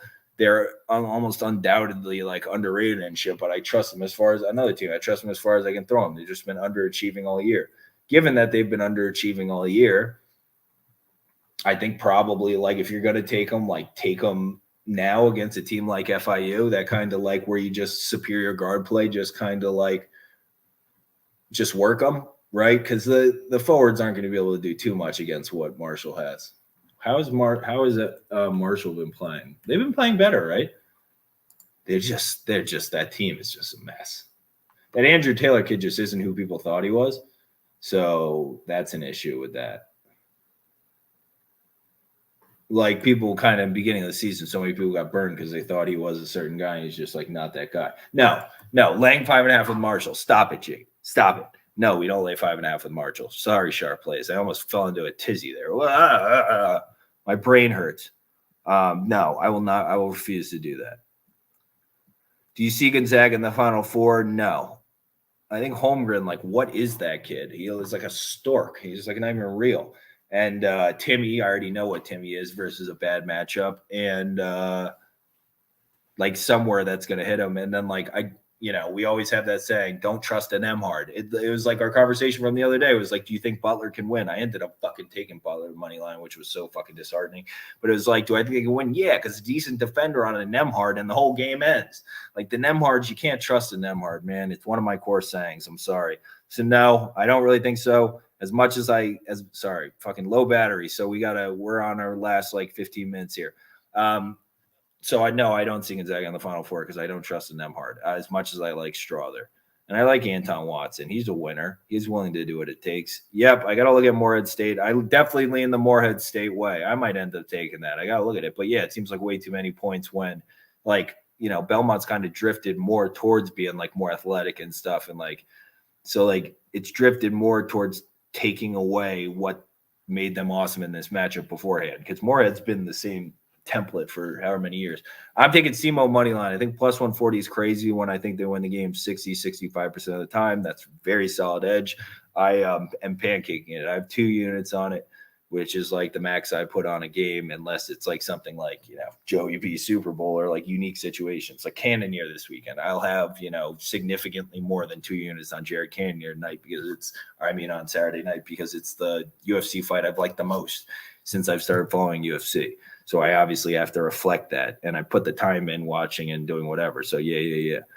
Hofstra money line. I'm going to put Hofstra on the lean side because I agree. I still don't think Drexel. I have some issues with how the market's valuing Cameron Winter recently. I almost wrote Winter. The thing keeping me from playing Hofstra is that I just don't understand. Like, if I had this roster, there's no fucking world on planet Earth where that rotation is my rotation.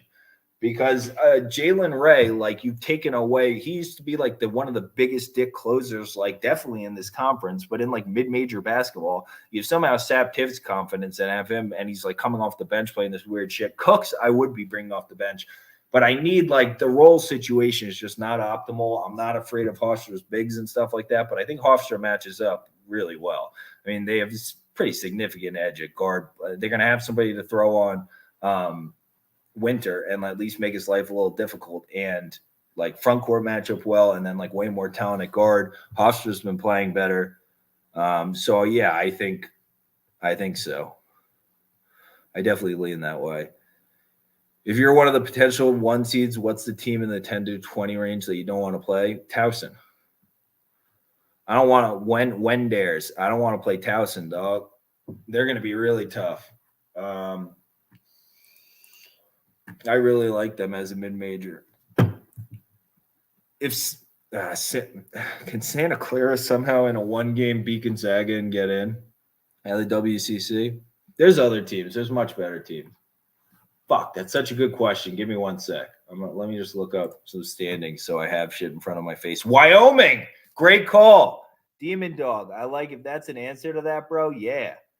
What do you think about? Hold on, real quick. Wyoming, first of all, between Ike and Maldonado, yes. Graham Ike is awesome. Demon Dog, tell me Wyoming isn't fucking awesome, and they have a great coach. That's the thing. Like Jeff Linder, formerly Northern Colorado, is an awesome coach, not just like analytically stuff like that, but decision making down the stretch. They get the ball to Ike every time, or Maldonado. The right people are taking it. If Jeffries or one of them is shooting a 3, Wenzel or something, it's a wide open 3.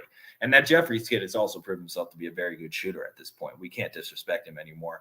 Odin, I'm not sure about him as much, but I think Ike is special, man. For a sophomore, this is a special kid.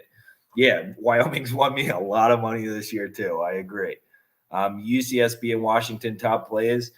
Good luck with Calvin Wishart, my brother. For UCSB, is Sonny back, I assume, Elijah Roth. I assume you're taking it because Sonny's back.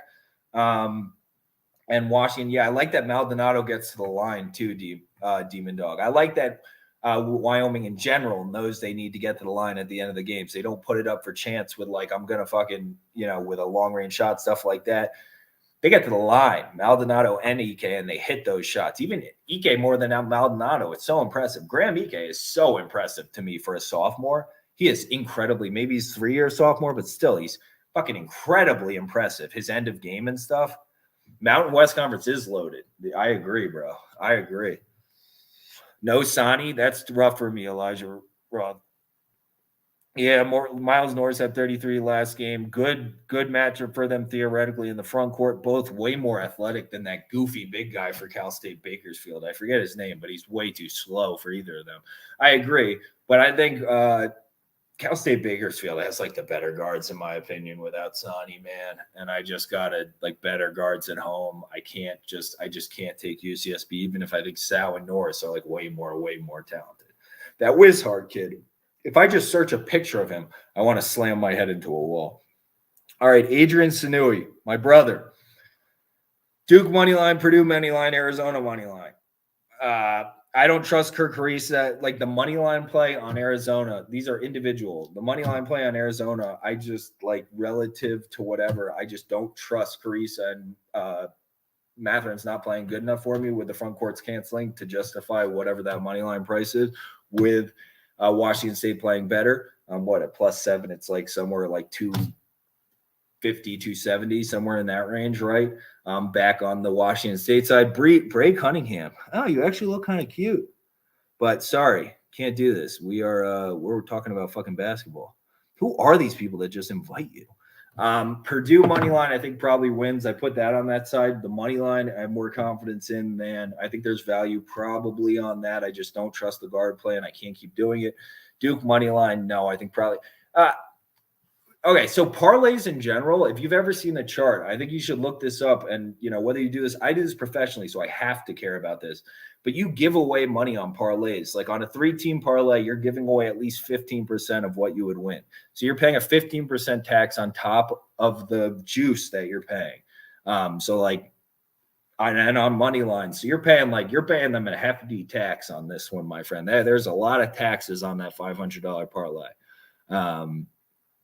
I would rather just people just think of parlays because it's like, I think people get mistaken when you're like younger into this kind of thing, like you haven't done it for as long. It's just a price. So like if somebody came to you back in the day and said you can have this Bitcoin for $1, you'd be like, fuck yeah, relative to like if somebody told you it would be worth $8 later. It's like, just because something is like a +330 or a +450 or something doesn't mean it has a lower percent chance of hitting. It just means they're pricing it that way. So it's two different things, right? It's a price on the shelf. So if you walked into the store and said today, I think SEMO at +140, like I'm walking in the store and they're telling me like bananas are like a penny, but they're awesome bananas that aren't ripe yet. And somebody else is going to call me and be like, and I think like later the banana is going to be, I think it's just worth a lot more than a penny. So it's just, it's anything. It's the same thing as like if you think the stock's going to go up, whatever it is, it's just undervalued relative to the market. So I think like SEMO, even in their like hurt form, is undervalued relative to the market. Like Philip Russell's not being factored in there. They have the best like 3 guards in the game. SEMO even depleted. That's how bad Austin PA's guards are. And it's just not being reflected in +140. What's the implied odds? So I would think of it more implied odds, right? So if you go, this is something that I have open on my whatever web browser all the time. But if you just type in Action Network Bet Calculator on Google, you just type in a line and you see what the implied odds are. So like you can generally do it in your head, but like +140 is like 40. I'll get the exact, but it's like 40 what percent? 41.6%, 41.7%. They're telling me they have a 41.7% chance of winning the game. I think they win 65 out of 100, 6 out of 10, 7 out of 10 games. So I have like a 20% edge in this. I have to put 2 units on it. I have no choice because I'm very confident in the fact that I have a 20% edge on this. So the combo of edge and the confidence in that edge, that's why you see, as I was talking about before, like efficiency, all these other things with rule changes, people are more confident in their edge when they have models and like concrete numbers and stuff like that. So you can always count on algo money. You can always explain things in your head when you're thinking about like line movement, stuff like that. The biggest people moving stuff, that's why you always see money coming on Drake. You always see money comes in on teams that are very analytically, like they shoot threes, take care of the ball, play good defense. These kind of things that go into algos. So you just kind of gotta, that was such a long way to answer that. But yeah, I don't do parlays, my brother.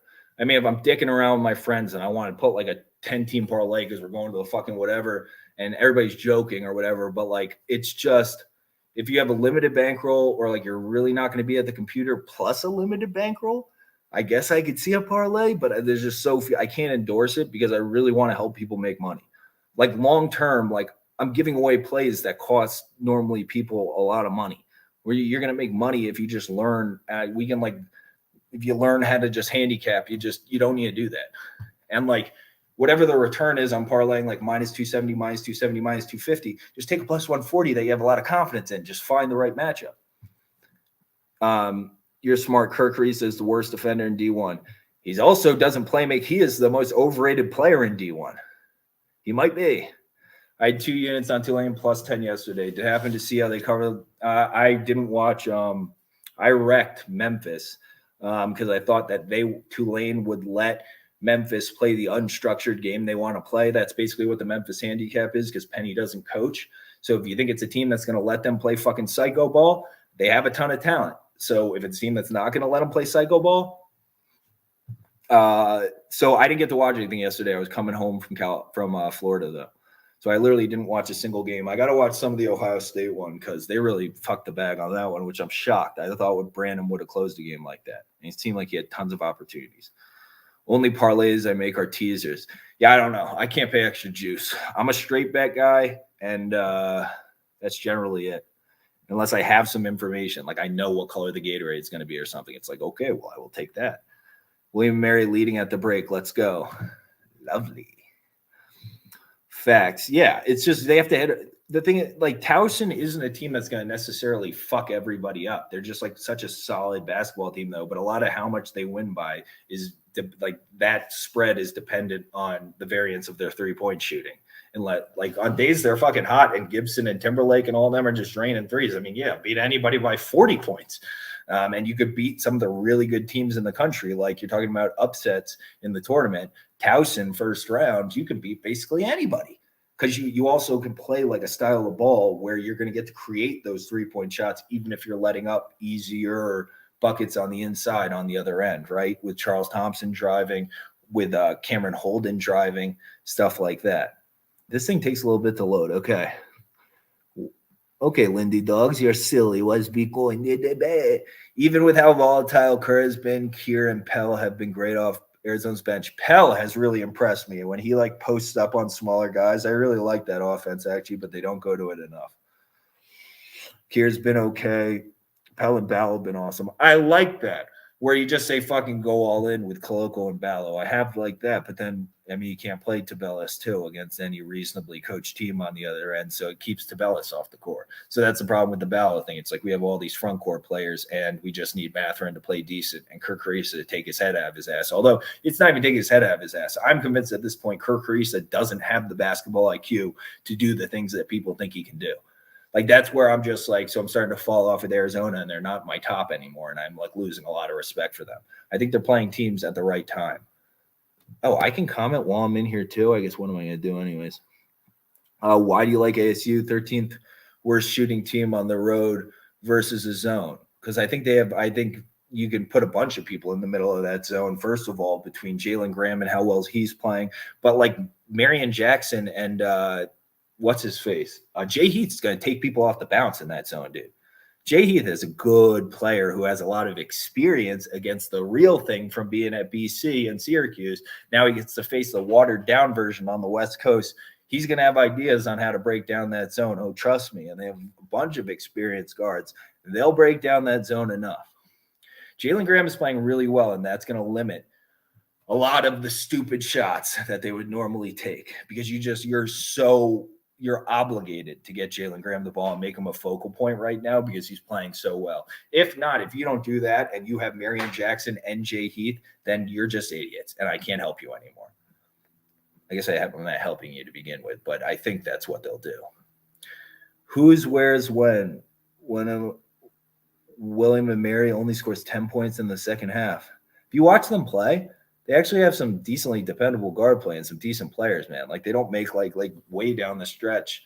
Like I know Yuri Covington may make a mistake or two, but they have like I kind of trust a lot of people on this team. I hope that doesn't happen. I hope you don't jinx us. SEMO. Who's SEMO? Southeastern Missouri State. Philip Russell's the name you need to know. Just Google Philip Russell. WSU is solid defensively. I like AZ straight up, not taking odds into consideration. Yeah, I mean, sure. I mean, they have more talent at the guard spot. Like Matherin, if he wants to play well, then sure, maybe they end up justifying whatever the money line price is. But like, dude, at minus 170, I mean, what are you laying? Like minus 300 with fucking like you think they win the game? Like, I mean, that's if a minus 300 is 75% implied odds. So then you need an edge. So, like, if you're laying anything decent on it, you think they win this game. You trust Kirk Carissa, and like, I think it probably does happen. Yeah, but you trust Kirk Carissa and Matherin and Dalen Terry to win this game 9 out of 10 times, 8 out of 10 times, and then you can play it for less if it's 8 out of 10 times.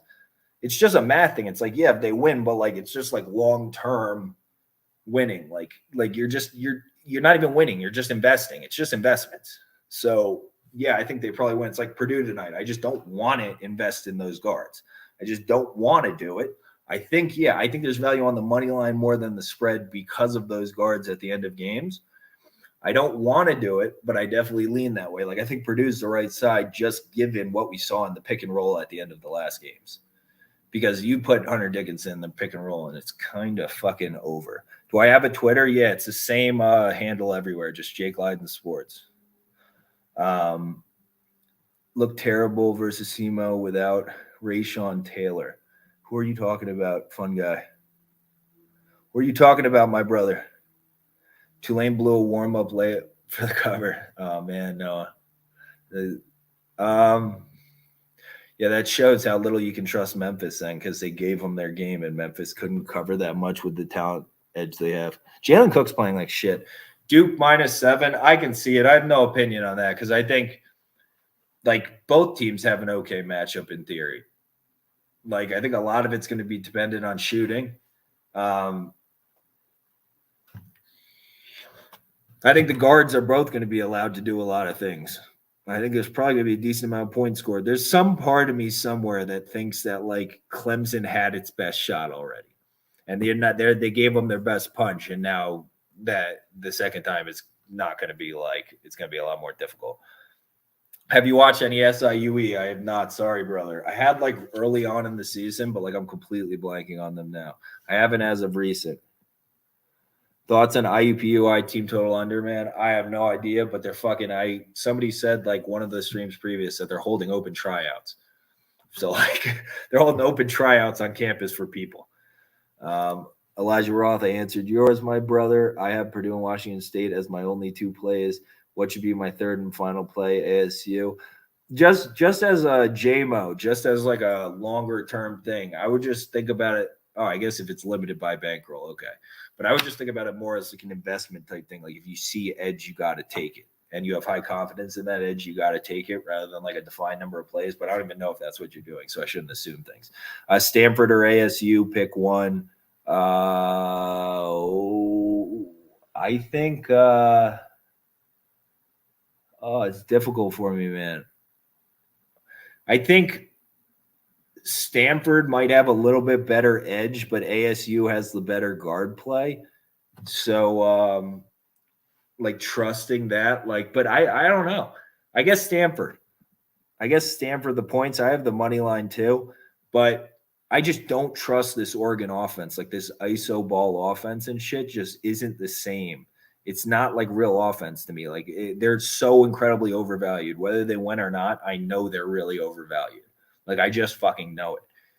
If Stanford had like one more decent guard, because they have so much is on McConnell's shoulders, and then the forwards kind of guys that maybe shouldn't have to do as much playmaking off the bounce, have to, whatever. I would take them at a much higher percentage, but I think Stanford matches up really well in this matchup. Limited by bankroll. Okay, makes sense. Okay, thank you, brother. Makes sense. I didn't want to assume anything. I'm happy I didn't. You take first halves as well. Not as much. Just because I mean, these are all like different markets, right? And it's all independent of each other.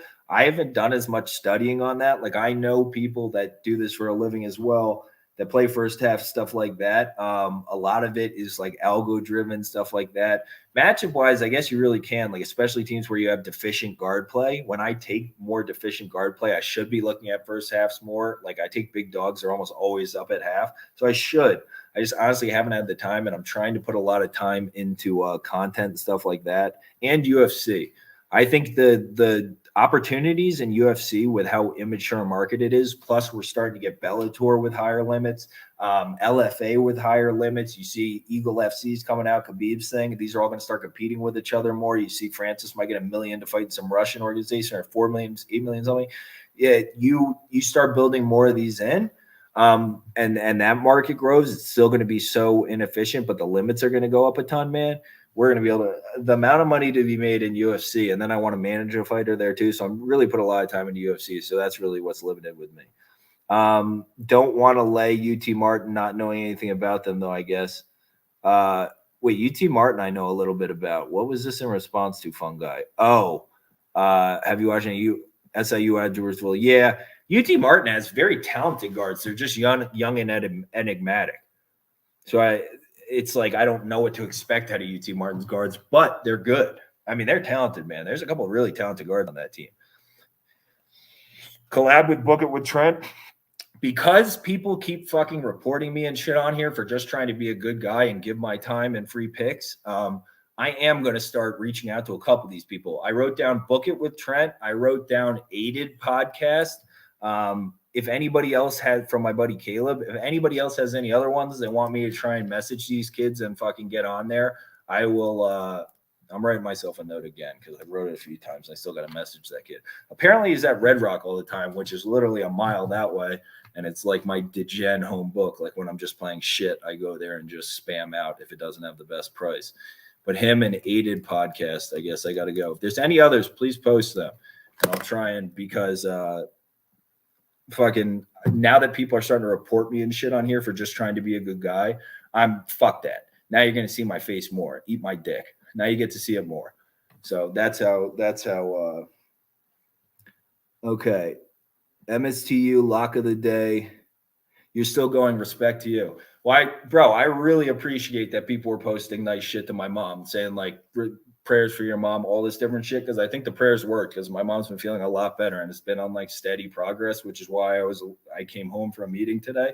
I might head back down really soon, but like that shit means a lot to me because I really believe that did something.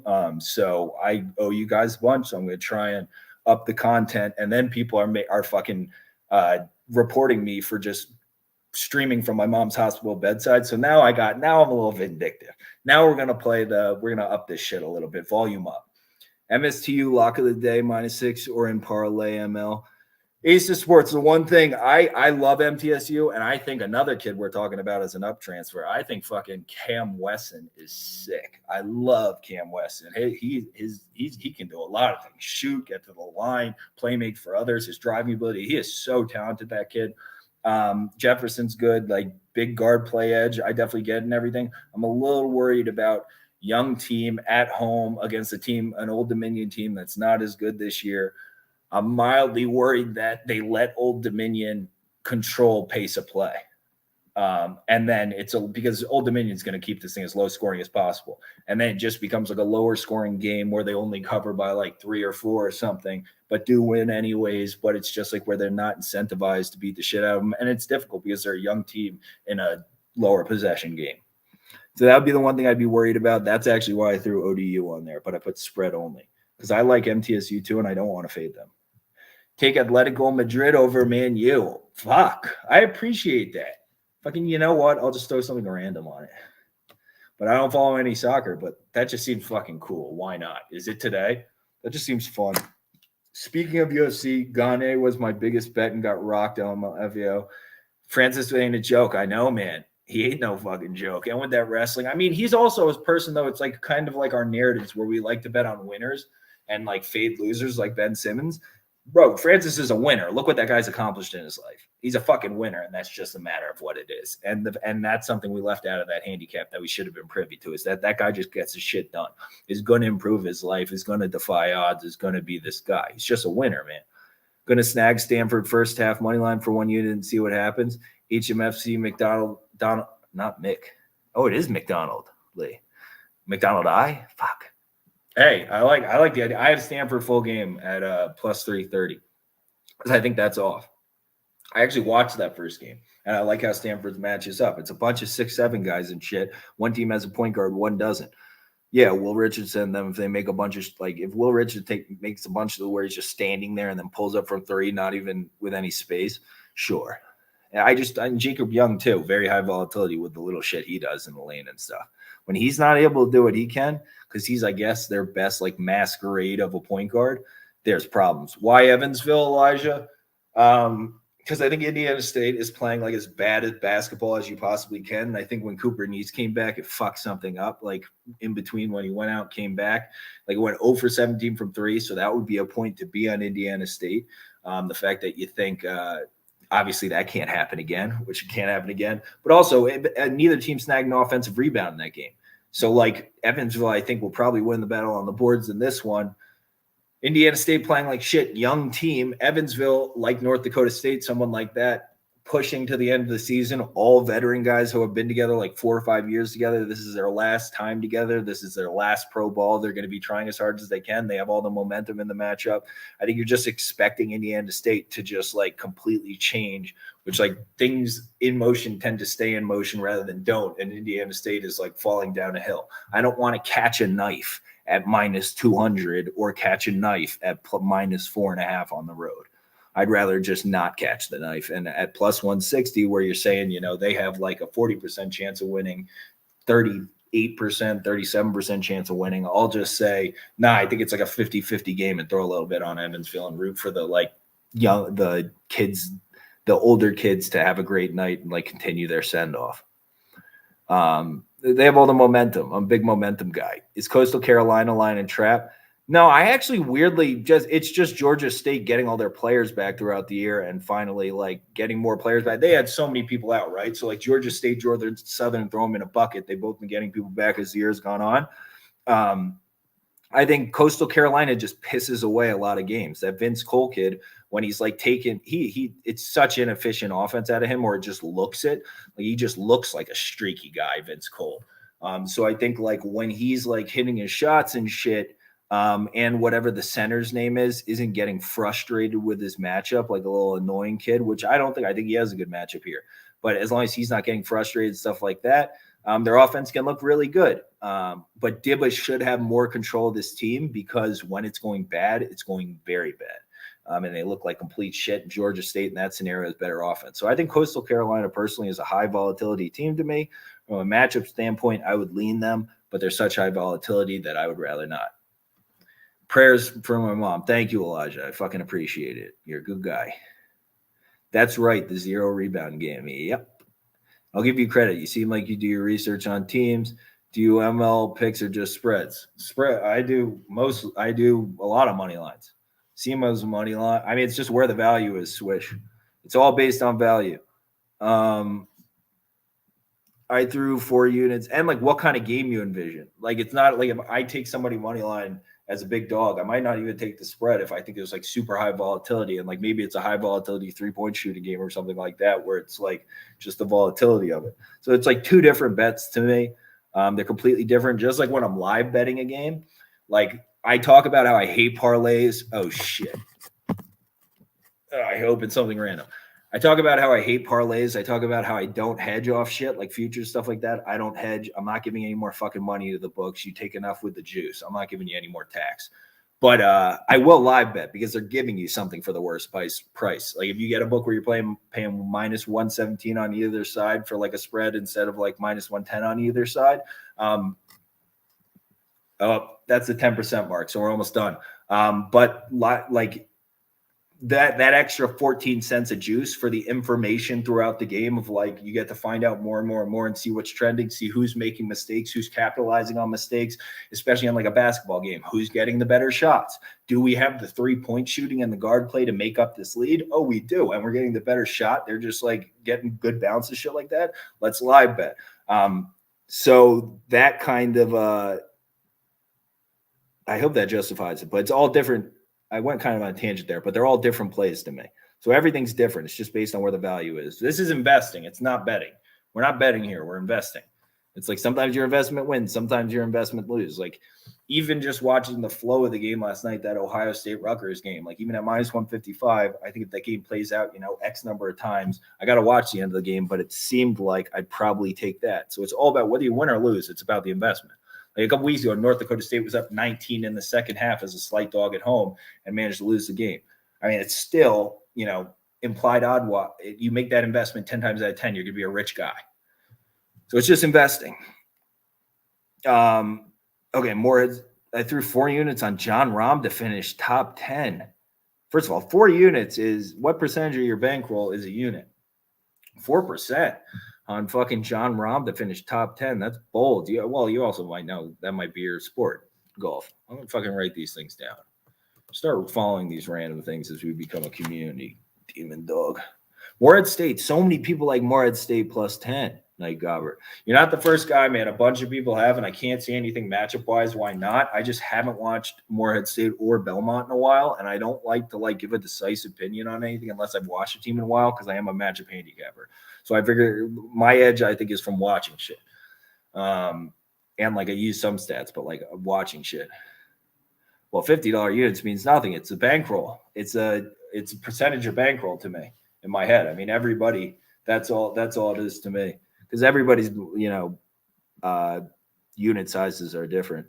So I'm more what's your unit size as a percentage of your bankroll is my question, Demon Dog, rather than what the unit size is specifically. Do you like Purdue and Arizona money line? I don't like Arizona money line just because that's implied odds is somewhere around what is it? Minus 300, minus 310, something like that, big hole. So we're implying then that I think Arizona wins this game if I want to have an edge on it. I'm implying that Arizona wins this game 85% of the time. No, I don't think Arizona. I think Arizona wins this game maybe 60% of the time, not 85% of the time. But just matchup-wise, at the guard spot, I can't find a Washington State money line ticket. I do have Washington State plus 7 for a sprinkle, though. Giannis over 30.5, best bet. Holy shit, over 30.5 points in a basketball game? What's the juice on that? Do you get good odds? I'm thinking of taking some alternative spreads on the Bengals. That's what I'm looking at today because I think the Bengals are going to win by 17 points. I think the Bengals are going to fuck their ass up. I don't think the Rams are scoring more than 17. I think 30-17, 34-17, something like that. And the Bengals just house them. You, Lafayette, also on my leans board, Caleb Pope. So I agree, brother. I like the way they're trending. I like the matchup for them. So I'll take that. They have the physicality to match up with Texas State. I think Texas State probably has the steadier guards, but Louisiana Lafayette's at home. And they have the higher upside in the game for sure. I think they can kick the shit out of Texas State. Dipping, but just know UCSB minus 2.5 is money. See you, Elijah. I'll talk to you, brother. And let me follow that one tonight to see what they look like without Sonny, because that would really scare me. From what I've watched UCSB this year, Sonny's really important to me. But the matchup in the front court, they don't really have anybody to guard either of the forwards, do they? It's just it's kind of that big, slow guy who kind of lacks athleticism there. College Hoops Mecca, what's up, brother? What are we riding? This is my slate for tonight. The unit sizing is on the last post I put up. But that's my unit sizing. I mean, that's what I'm playing today. I didn't really move anything from the lean side. I just kind of stuck with what I did. I almost moved some Purdue, almost some Hofstra, almost some Grand Canyon, almost some Elon money line. I don't know, man. I just got home, spending some time with my dogs. Now, I've been on this for the last 2 fucking hours. 2 hours. Okay. App State plus 6.5, minus 6.5, right? I would lean that way because I don't trust Georgia Southern's guards as far as I can throw them. But I do think from a value perspective, Georgia Southern's been getting people back throughout the year. So they're almost have to be undervalued. They have a matchup for Delph, right? And McCadle or whatever that kid's name is. So it's matchup wise, I would almost lean Georgia Southern, but I don't trust their guards as far as I can throw them, especially on the road. Loved listening to you. Praise your mom and good luck on the bets. Thanks, Demon Dog. I'll see you again soon, brother. You should hop on Surgical streams with Trent a few times. I don't know how to get in contact with him. I told people if there's anybody else people want me to look up. Book It with Trent and Aided Podcast are the two ones I've had written down. I got to figure out how to reach out with those kids because enough of you guys are helping me out, and I appreciated all the prayers from my mom, all that shit. That meant a lot to me. It made her really fucking happy, and if you made my mom happy, I fucking owe you. So I will figure out how to get on these. I don't know how. Matt Walker, how do I do it? How do I connect with the kid? Because I know he's at Red Rock all the time. I was there earlier today because I had to degen bet the place, but fucking because that's a mile down the street. I'm not gonna sit there and fucking I don't know how to get in touch with this kid. Because I assume his DMs are probably, I checked them out since people told me the other day. I checked them out and like, I assume the kid's got like so many followers. I wouldn't check. I barely check my inbox or anything. So how do I get in touch with them? Let me know and I'll do it because I really appreciate you guys. Clemson plus 6.5. I'm not sure, man, on that one. I think the Duke money line's like a tough way to go. I just don't really have an opinion. I think both teams have I think it's a good matchup based on who's going to hit their shots. Because I think they both can get a decent amount of open shots, stuff like that.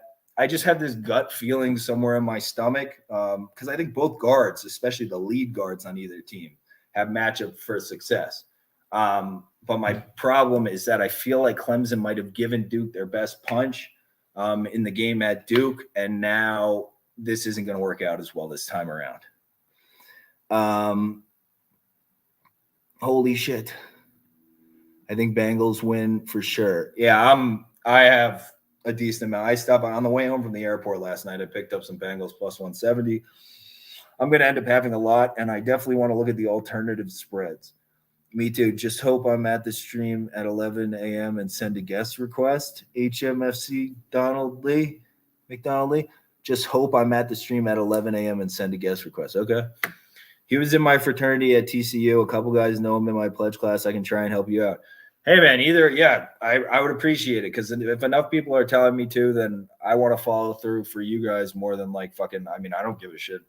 Or I give a shit. I do give a shit at this point because if people want to keep fucking blocking me and making this difficult when all I want to do is help people because I don't have time to volunteer and other things, if you're really going to make it difficult for me to help people and give my time, then you can go fuck yourself and I'm going to make you sorry as a motherfucker. So, yeah, please do reach out, Matt Walker. You know what? Please do reach out. I've got that in LA. Talking to somebody else, go to Trent's TikTok and you will see his Discord. Oh, bro, joining a Discord and shit. I can't get active in the Discord. I have to use some Discord for work. It kills me. But I'm going to take your note down. So Discord. I'm just going to write star Discord next to Book It with Trent. Maryland plus 6 all day. The value is certainly on Maryland. I just trust the combo of Fats Russell and Danny Manning. Can you think of a more undisciplined what the fuck are we doing combo of a head coach and point guard than Danny Manning and fucking Fats Russell? I mean, if you lose that, you're just all righty. Clemson plus 6.5. A lot of people are liking Clemson. Maybe. I really just can't have an opinion on it. Got to put that Purdue money line in. Ow. I kind of want to just because enough people are saying in the community the matchup makes sense. Just pick and roll all day, right? Let's just get Hunter Dickinson in the pick and roll, and it's just over, right? We just do that. Jaden Ivey and him pick and roll, and it's just over. And Trayvon Williams pick and roll, and the game ends. Is that what we do? Gunner, yep, the Maryland, undoubtedly value, but I can't trust those two. I'm trying to be a little sturdier with the guard play, plays like Richmond that probably shouldn't have made it through last night because of some chemistry / whatever issues. Danny Manning is up there with Penny Hardaway for we're not doing shit. We're just making the team negatively worse as a coach. This is terrible. They're competing for the title of worst coach in college basketball, although Danny Manning has his grasp on it anywhere he goes. That guy's fucking clueless, Danny Manning. I don't mean to be mean. I never want to be negative. But Duke struggles when going to Clemson. Hey, Duke's upside's fucking bananas, though. And I'm actually wildly disappointed in Clemson for not being able to get it done against UNC. I was very disappointed in the defense down the stretch personally. That was a problem for me. And I feel like maybe Clemson gave Duke its best punch. I keep reiterating that, but that's just what's sticking out in my head, even though that's not something concretely on paper anybody can take to the bank, right? Just some weird feeling. Bengals minus 7.5 plus 410. That's what I'm fucking talking about. Let's get talking, baby. I'm going to have some of that. And I expect more Rams money to come in. I think there's going to be some sharps on it because of the offensive defensive line angle. So I'm waiting to take my full piece of the Bengals. I'm just loading up like a good little boy every day, a little bit more. I'm eating my veggies, eating my Bengals veggies. All right, you guys are talking to each other. Yo, Gunner and Grant, sorry. Good shit going back and forth. I fucking like it, boys. That's what I like. That's wonderful. Maryland is the one I'm worried most with. Well, yep. Fats Russell will do that to you. New Mexico State versus sorry Dixie State. I haven't watched any Dixie State as of recently. They were so bad when I was watching them earlier in the season. I was like, I can't fucking do this. It makes my brain hurt. I think that low. I think it was like making me into a worse handicapper watching Dixie State earlier in the year, so I had to stop. I think that Purdue money line is a steal, and I'm a Michigan fan. Yeah, dude, I get it. You guys, I mean, yeah. At one point, your guard play stinks, huh? What is it like having Devontae Jones and Eli Brooks in your backcourt and Frankie Collins? What's it like? Just give me like when it's a close game. What are you thinking in your head? Are you just like do you watch or do you not watch, Grant? That's what I want to know. It's interesting. Like Devontae Jones, for as much as he hit on Mikey Smith or whatever, man, he struck out on Devontae Jones, huh? That was and I used to love Howard as a player, right? How fucking awesome was he in the NBA? Just tough motherfucker, great addition on the end of a bench late in his career. I mean, who was better than Juwan Howard on the end of a bench late in his career? I mean, that's like Udonis Haslem level shit. But yeah, Devontae Jones, man, not the guy. I forgot his name earlier. I can't believe I just remembered it. I want those brain cells back. It took to think of that. I know, Marty, dude. I'm trying to give back because fucking people gave to me. So I'm trying to give back. I'm going to try and go I'm just going to go until the phone dies. It's at like, we're at like 7% or something. I basically went from like 65% charge and I'm just going to let it run until it just fucking dies on me. Because I really fucking appreciate people praying for my mom. You do something for my family or my friends, I'll fucking do anything for you. And a lot of fucking people message prayers for my mom, and she really fucking appreciated it. She smiled. She hasn't been doing a ton of smiling lately. I turn off my TV because last time I threw my remote, Grant. Yeah, bro. Oh, I feel your pain so much, dude. Oh, man. Oh, I just felt it in like a rib. I just felt a little rib just prayed for you. Coastal Carolina plus 1.5 at home. I lean that way, but I trust Vince Cole very little. And I think why doesn't Dibba have more control on this team? Because he should be letting that other guy shoot. Rudy Williams should be taking more. He needs to be a bigger part. It shouldn't be so much Vince Cole. Because that Rudy Williams at the end of games, he makes everything he gets. He just doesn't get enough opportunities. Simpsons predicted Bengals, just saying. Simpsons predicted Bengals. Harambe. Fucking revenge, year of the tiger. I mean, all of those weird little things are all on your side on top of the what I think are X's and O's. I mean, there's no fucking way the Rams receivers are going to be running by themselves downfield all game. I'm just telling you, it's just not going to fucking happen against this secondary. Mike Hilton is the best person in the NFL you can put on Cooper Kupp, and I'll take that to the bank. If there's one guy, if I was in a GM spot, it was like, owner's like, yo, here's all the money. Just go get one guy to put on Cooper Kupp for this game. I'd be like, yo, Mike Hilton, come over. No, a public sharp money does not matter for the Super Bowl, really. Yeah, I'm not huge on. NFL though is one where I kind of pay attention, but I don't know. I don't think it matters as much when it's just like a unicorn thing like Joe Burrow. And I think a lot of more money is going to come in on the Rams. And it's where are you getting the public thing? Because I know a lot of people on the Rams. I've been seeing Rams fucking everywhere, dude. Absolutely everywhere. Everybody's telling me about the Rams. Too many people in Trent's Discord have no clue how to research game money bets. Yeah, I can't do like a betting Discord just like I just don't have time. Maybe I guess that's just a comment. I have no idea what to say. Maybe they do, maybe they don't. Ramsey is also good. Yeah, I mean, what are they going to do about who's going to cover T and fucking Tyler Boyd? People forget how good Tyler Boyd is. Tyler Boyd's fucking awesome. And I think people forget the games earlier in the season when people are just running downfield by them fucking selves. Like, do we not remember that? Von Miller doesn't clear all that up. We have a huge coaching edge, scheming edge, the no ability to adjust from McVay. We are the adjusters. I used to coach Ken. I used to coach at ULL and watch them to win. They're too talented to lose the games they lost. I agree. They are so talented.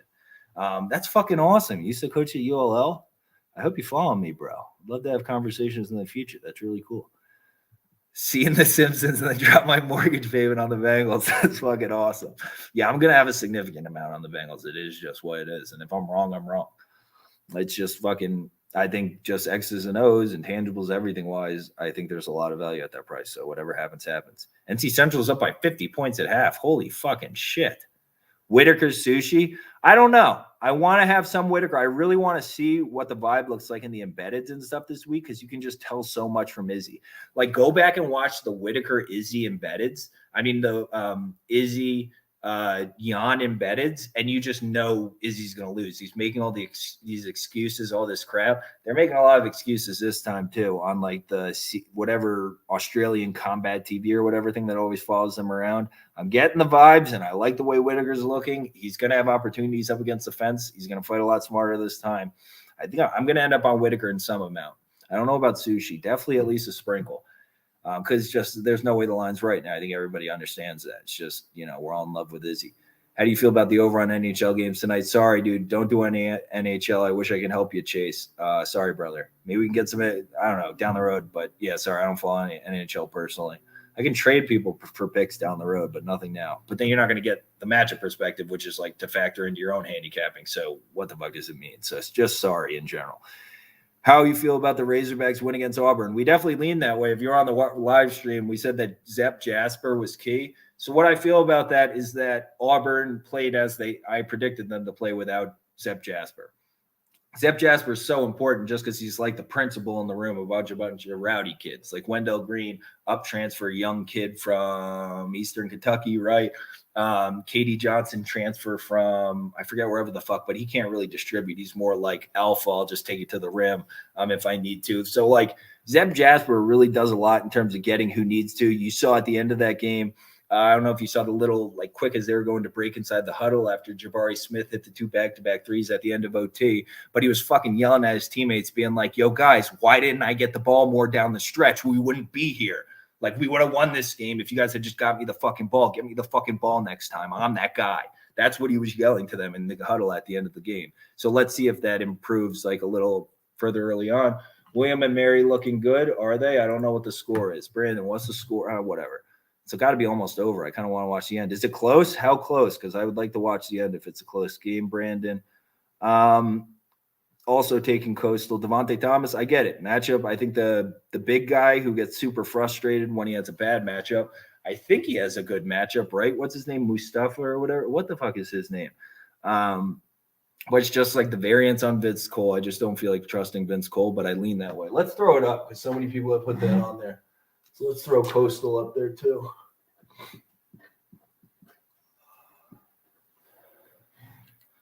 Oh, shit. Let me get my fucking phone charger really quick because I'll go on till 4 then. Give me 1 second. Weddle is a grandpa. Weddle is a grandpa. Yeah, exactly. Their safety. Look at the disparity in the secondaries. I'm totally fine losing in that Bengals spot. Sure, exactly. Exactly, bro. But hold on. Let me get this thing so I can just at least go until 4 o'clock. And that'll be my due penance for the day. That'll be 3 hours of streaming, by far the longest I've ever done. Holy crap. It's actually not bad, though. I really fucking appreciate you guys for the shit with my mom. I'm really not going to I'm really not kidding about that. All right. It's going to have to – nope. Can't go sideways that way. Okay. Name an early Final Four team prediction. Oh, fuck. It's impossible without the brackets, dude. The teams I think that have the best chance of getting there are I'm trying to still have it be the same angle. Are Duke, Kentucky. I fucking almost want to throw Auburn in there. I don't know. It's going to be really dependent on brackets because there's not that many teams that are better than anybody else, like really at all this season. It's very dependent on brackets yet or done. That's going to be a good fucking time for all of us. So we'll definitely do some like just preps bracket by bracket, like section of the bracket live streams. Elon and ODU are losses.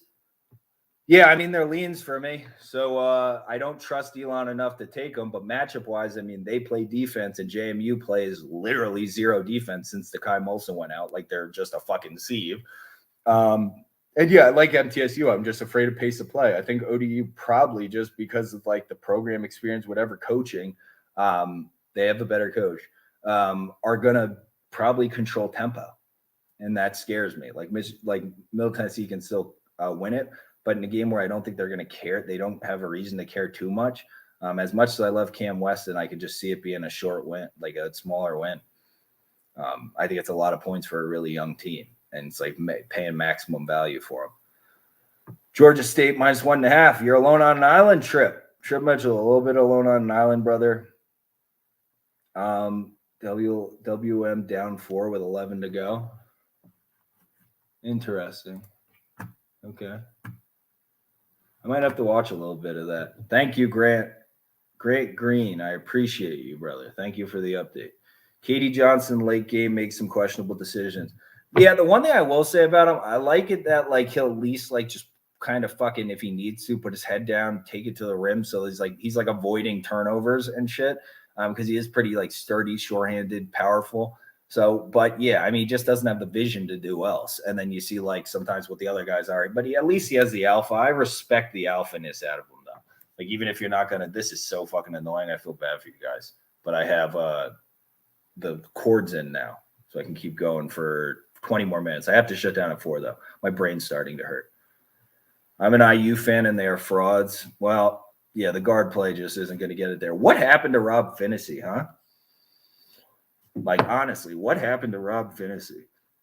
Just absolutely just nowhereville. Xavier Johnson, I kind of like long term, but now I'm getting the vibe. You see Pitt starting to have success once all those guards got the fuck out of there, like Tony, McGowan's, and Johnson. So it's like maybe you guys were the fucking problem. Because like Jeff Capel doesn't seem like an idiot to me or like a mean, unreasonable guy, anything. Michigan or UMD? I like think there's tons of value on Maryland, but as I've said before, I trust Danny Manning and Fats Russell as far as I can fucking throw them. How do I feel about Morehead State +9? It's down to +9. Somebody just hammered it. Yeah, I think I can't see anything from a matchup perspective that makes me say otherwise, but I haven't watched either team recently, so I can't give you anything hard on it. But matchup-wise, it seems like with how Belmont's been trending, trying to get more athletic, they're not going to have as big an edge in other spots for me. Grant, sorry, who's out injured? Oh, Finney. No, I just mean in general. He's always injured. Maybe that's it. Maybe I just answered my own fucking question. I want to take UMD because Donta should be able to Keegan, and I don't know if I can truly trust Fats, but I don't know if I can truly trust. You can't fully trust Fats. Whether he gets it done or not, you can't fully. I'll answer that for you, Marty. You can't. We've seen that in 4 years now or 5 years, and I'll tell you who ain't going to put a stranglehold on him. Danny Manning, okay? Danny Manning's the worst fucking coach in college sports. And you with Michigan spread, no, I'm like, if they cover the spread, sure, because Purdue's guards can't be trusted. But there's going to be some problems in the pick and roll. And they started to figure that. They really figured it out last game. It's like, let's just do pick and roll over and over and over and over again. Just put Jaden Ivey and Travion Williams in a pick and roll, and the game's fucking over. Hunter Dickinson is so bad in the pick and roll, it scares me. And I think he knows how bad he is in the pick and roll now, and his confidence is getting shot on both ends. Why Washington State? Because I think big guys cancel, and I don't trust Benedict Mathurin, who's playing poorly, and Kirk Carissa, who I don't think is good at basketball or has very good basketball IQ, to cover, or Dalen Terry's mid-range jumpers and floaters to cover a 7-point spread against like Noah Williams and them. I mean, I'd honestly have Washington State money line if I trusted Washington State's guard play just a little bit better. I still can't get over Fats take the last shot in that MSU game. Yep. Fats has taken key shots in way too many late games this season.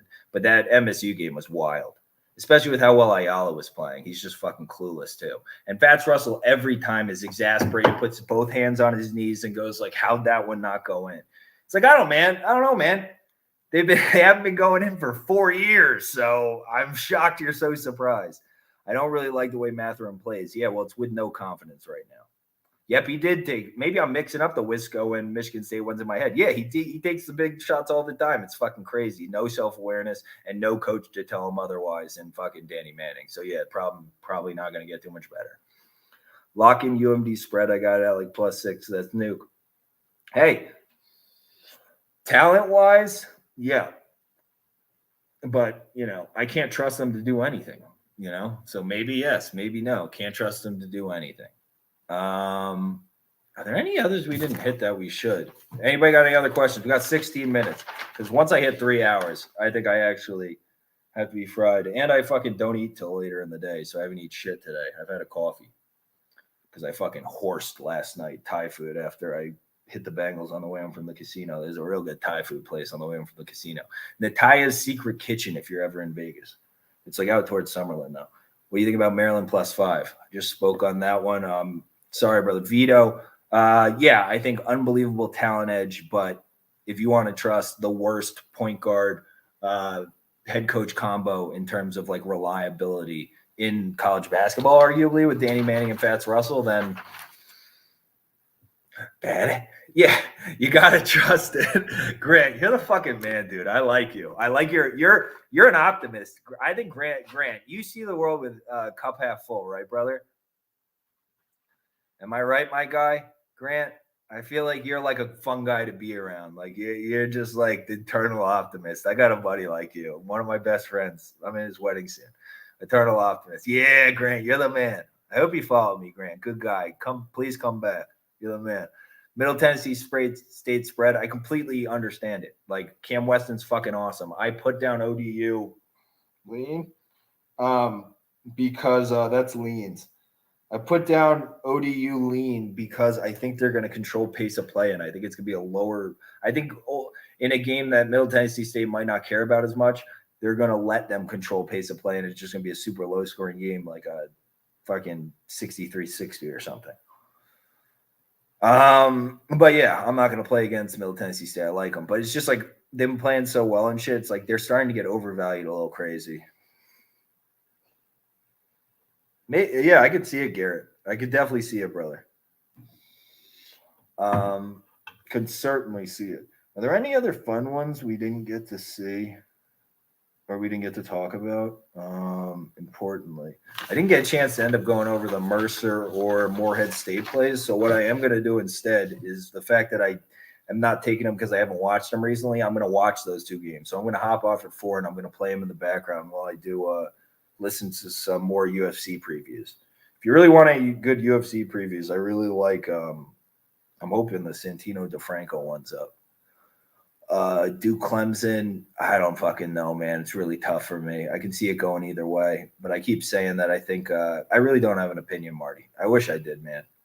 I just can't on that one. I can really see it going one of 60 different ways, no matter what. Wouldn't surprise me because I think both teams have really good offensive matchups. And I think like a lot of it's going to be dependent on who hits shots. Or not really good offensive matchups, but I think the defenses on both sides will allow the other team to do what they want to do, and it's how well they're going to execute it and shoot. So I'm having a tough time with it. Like I don't see like a decisive edge anywhere from a betting angle in my head. Idaho money line, whoa, versus Idaho State. Fuck, dude. Wish I could help. I wish I could help. I haven't watched either of those teams. Damn it, I got some fucking homework to do. What time is that game? You know what? I'm fucking, you guys help me, I help you. I watch Idaho too. I'll watch that game. That'll be I'll tune into that one at various points throughout the 6 o'clock games. But I'll watch that, brother. I'm sorry I don't have an answer for you, but next time you ask about Idaho, I'll have more information for you. What else do we got on here? Idaho State 0-10 on road. Idaho is a much better team. What's the line at now? It opened at 3.5. It said the station sheet says it opened at 3.5. That's interesting. I thought Idaho State was supposed to be like bad, but not like terrible. What happened? They have a bunch of injuries this season or something? I said I leaned St. Mary's. I said I didn't want to touch Murray State because I think Tennessee State's like top 10 most volatile teams in college basketball. I was thinking about St. Thomas to do work at home in North Dakota, just kind of letting them do what they wanted to do and won't be punished at the guard spot by the athleticism too much. I just didn't feel like doing it. Oh, nice. This guy asked about Coastal plus 2.5. Yeah, I mean, I think the matchup advantages on the Coastal side. I think you can explain why Georgia State money's been coming in on Georgia State the last however many games since they started to get players back. So it's like a similar state to Georgia Southern, similar situation where you're getting more and more players back, so inevitably undervalued. Coastal's volatile. Like at the end of games, man, it's W&M down 9 with 5 to go. Fuck, I want to watch that a little bit. Whatever. What will be. This guy asked about Coastal plus 2.5. Yeah, so I think it's all. I wish Vince Cole played like more of a team player and Rudy Williams got more shots and Dibble controlled the team better. I wish. Honestly, my module has Idaho winning by 9. Oh, nice. Let's try. I'll try and see. I'm completely about I'm a matchup handicapper, so I just do everything kind of based off matchups. But I like it. If you think if you have that big an edge, then yeah, you should, and you trust your module. I guess you're gonna have a decent amount down on Idaho State tonight, huh? That's a pretty big edge. William and Mary down 9 with 5 to go. Okay. MTSU minus 5.5. I mean, it's all pace of play for me in that one. So if you think Middle Tennessee State can control pace of play, I would take it. I think Old Dominion, I don't think they're going to care that much in Old Dominion just being like a little more experienced because Jefferson doesn't actually like handle the ball much. He's more a shooter, and he's more of their experience. So I think if ODU I would, in my head, there's a higher percentage of chance that ODU controls pace of play and it's a lower scoring game than Middle Tennessee just completely waxing them and it just like being like a whatever home spot.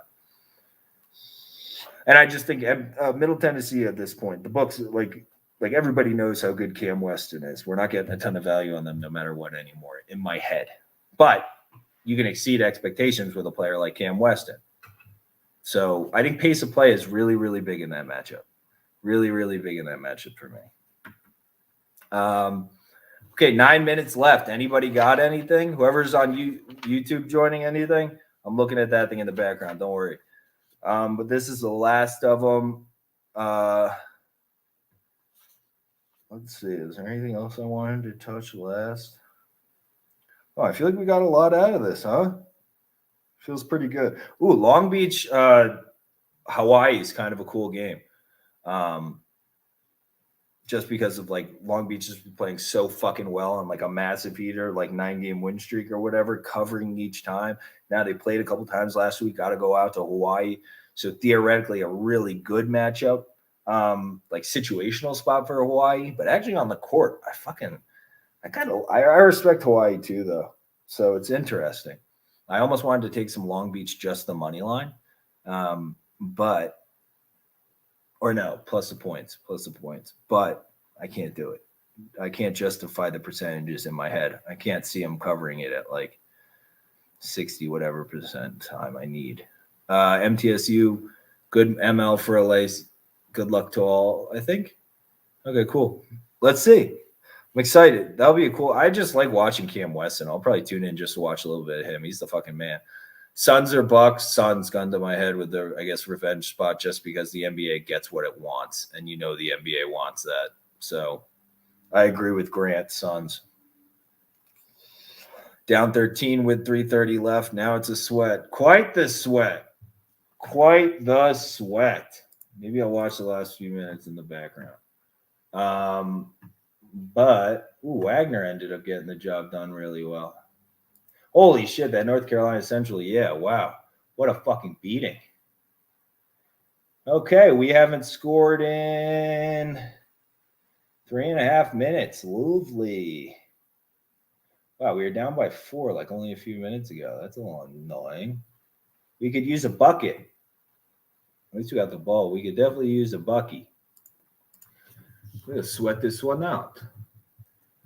Who won the Harden trade? Fucking they got back an all-star for a net can't win with like a non-starter in Ben Simmons. I thought the Sixers took them out to the prison yard, put their finger in their pocket, and trotted them around the yard for all to see. I feel like Daryl Morey's just sitting there with whoever the fucking whatever GM is, and the Nets GM just like, oh, yes, I do it, sir. I don't know what the hell happened. Absolutely, I just can't do that shit. That's terrible to me. Absolutely awful. Wait, is the game not on? Oh, it's on fucking Flow Sports. Really? It's on Flow Hoops. Honestly, my pick for Saturday is Whitaker. I agree. Is it have anything to do with the last name, even though you got a T? Anything to do with it? Elon James Madison on this. Are they just not? Is this not game on TV? Are you watching it? Oh, it's on CBS Sports Network. But yeah, I think getting harder. I mean, you got actually something back for Ben Simmons. Ben Simmons is not real. I mean, that's not a real. He's not real. You can't win with him. He can't make a free. It's today's NBA that relies on floor spacing, and he can't make a layup. He's afraid to make a layup, and he can't make a free throw. So what is he? Because you can't do anything. It's just nothing. So yeah, I can't do that one. I just can't do it. Oh my God. Make a fucking shot. Now down 15, a little sweaty, and I can't get who's your favorite Spider-Man? I've seen him. I wish I had watched any movie in the last however long. I did get to see on the plane home 10 Things I Hate About You, though. Electric movie. Still holds up so well. 10 Things I Hate About You is electric. Fucking love that movie. Heath Ledger's amazing in that movie. Stop turning the ball over, you fucks. All we do is turn the ball over. Well, sweaty Teddy, William. Maybe they can make a three. Drake is in the live. Drake who? I don't think Drake's in the live. I'd have a hard time thinking Drake is in here. Dude, Drake, if you're in here, that would be cool. I had a lot of sex in college to your music, to the original albums. Okay, now exactly 17 with a minute 47. Where does the variant sway? It's basically a toss-up. Do we hit a shot? Although we haven't scored in 7 minutes. So, another turnover. Absolutely lovely. So we haven't scored in the final 7 minutes of the game. That's a rough look. Not great. All right, 4 minutes left. Anybody got any last-second matchups? Let's just brick a shot here, Towson, and then we come back and score. Any final college basketball questions? I'm going till 4, but that's 3 hours for me, and my brain might pop. I actually feel pressure building in my temporal lobe. Any Olympics? No, but I saw we got some dubs. I saw the U.S. got some dubs. My half Asian, whatever, Asian American brethren in the fucking got us a lot of dubs. So that was fucking pleasing. Big fan of that. Hit a J, get some food, bro. Oh, I will. In 3 minutes, I will be doing exactly that. Oh, William and Mary, rebound it. 53 seconds. Charles Thompson misses jumper. Do we get the rebound? We get the rebound. 1 bucket to rule them all because they're not going to – I don't think Towson's going to take a 3. 1 bucket to rule them all, or at least use the whole shot clock so Towson can just dribble the ball out or something and just stick on the 17. 1 bucket to rule them all. I don't know why I didn't just put CBS Sports Network up, but now I feel attached to Gamecast. We get the bucket. Down 15 with 41 seconds. Lovely. Are you in here sweating with me, fucking Brandon? I'm definitely going to I was thinking sushi. I think I'm going to get fucking takeout sushi, Garrett. That's what I'm thinking. How confident are you in Whitaker? As we have 2 minutes left and nobody has any more basketball questions. How confident are you in Whitaker, Garrett? I think he's looked so freaking good recently, like dominantly good recently. So I definitely good shit. Had a Habu roll today. Good for you, brother. I'm gonna that's a sign. Sushi it is. I'll grab sushi. That sounds like a fucking plan. Oh, we'll be back. We'll do live stream again tomorrow, by the way. I'll be back for Friday, even though it's a lighter slate. We'll definitely talk more Bengals. I'm gonna look through the prop sheet tonight. I grabbed it's a fucking packet. I have a whole like alternate lines and prop sheet. So I'm weirdly, I almost never do, but like I actually want to this year because I feel like I have a decent idea of the narrative of the game, how it's going to play out, especially the Bengals one. Extremely confident. I dig it, fucking Garrett Whitaker. I dig it. I think Adesanya is getting content. And I see a knockout. I agree. I also think I can see a knockout up against the fence because nobody's punished him for being lazy up against the fence. People think he moves like way quicker laterally up against the fence than he does. He doesn't. There's opportunities for every opponent, and they just don't take it. So I completely agree with you there. If you think up against the fence, he's not going to charge in. He can't have a worse game plan than he had last time, just walking in, spamming right hands like a fucking crazy person. He's not going to do that. So yeah, I think an interesting one too. Stagnant, not improving. I like that. Whitaker doesn't want to take risks. I like these things. But I also think if you notice the CKB group is much better and they're much more confident. Behrman's come out and said it a bunch of times. They're much more confident the first time they face people than the second. So like they're really good at putting together that initial game plan. But then after that, like it's not as good. So I think that's pretty big. Juwan Gray missed a 3 with 3 seconds left. I say he's not going to take a 3, and he takes a 3. Charles Thompson, you fuck offensive rebounding with 12 seconds left. If you guys take a shot, you're dickheads. And I don't think Pat Scary's a dickhead. You better run this out. That would be the biggest dick move. They did run it out. We cover. William and Mary's covers, baby. Nice. 1-0 start to the day. Another thing is people hop in the cage with Izzy and get the wow factor. Robert has been there, done that. Completely agree. I like this, Garrett. Good shit. I like that. I like that thought a lot too. There's so many things going for him.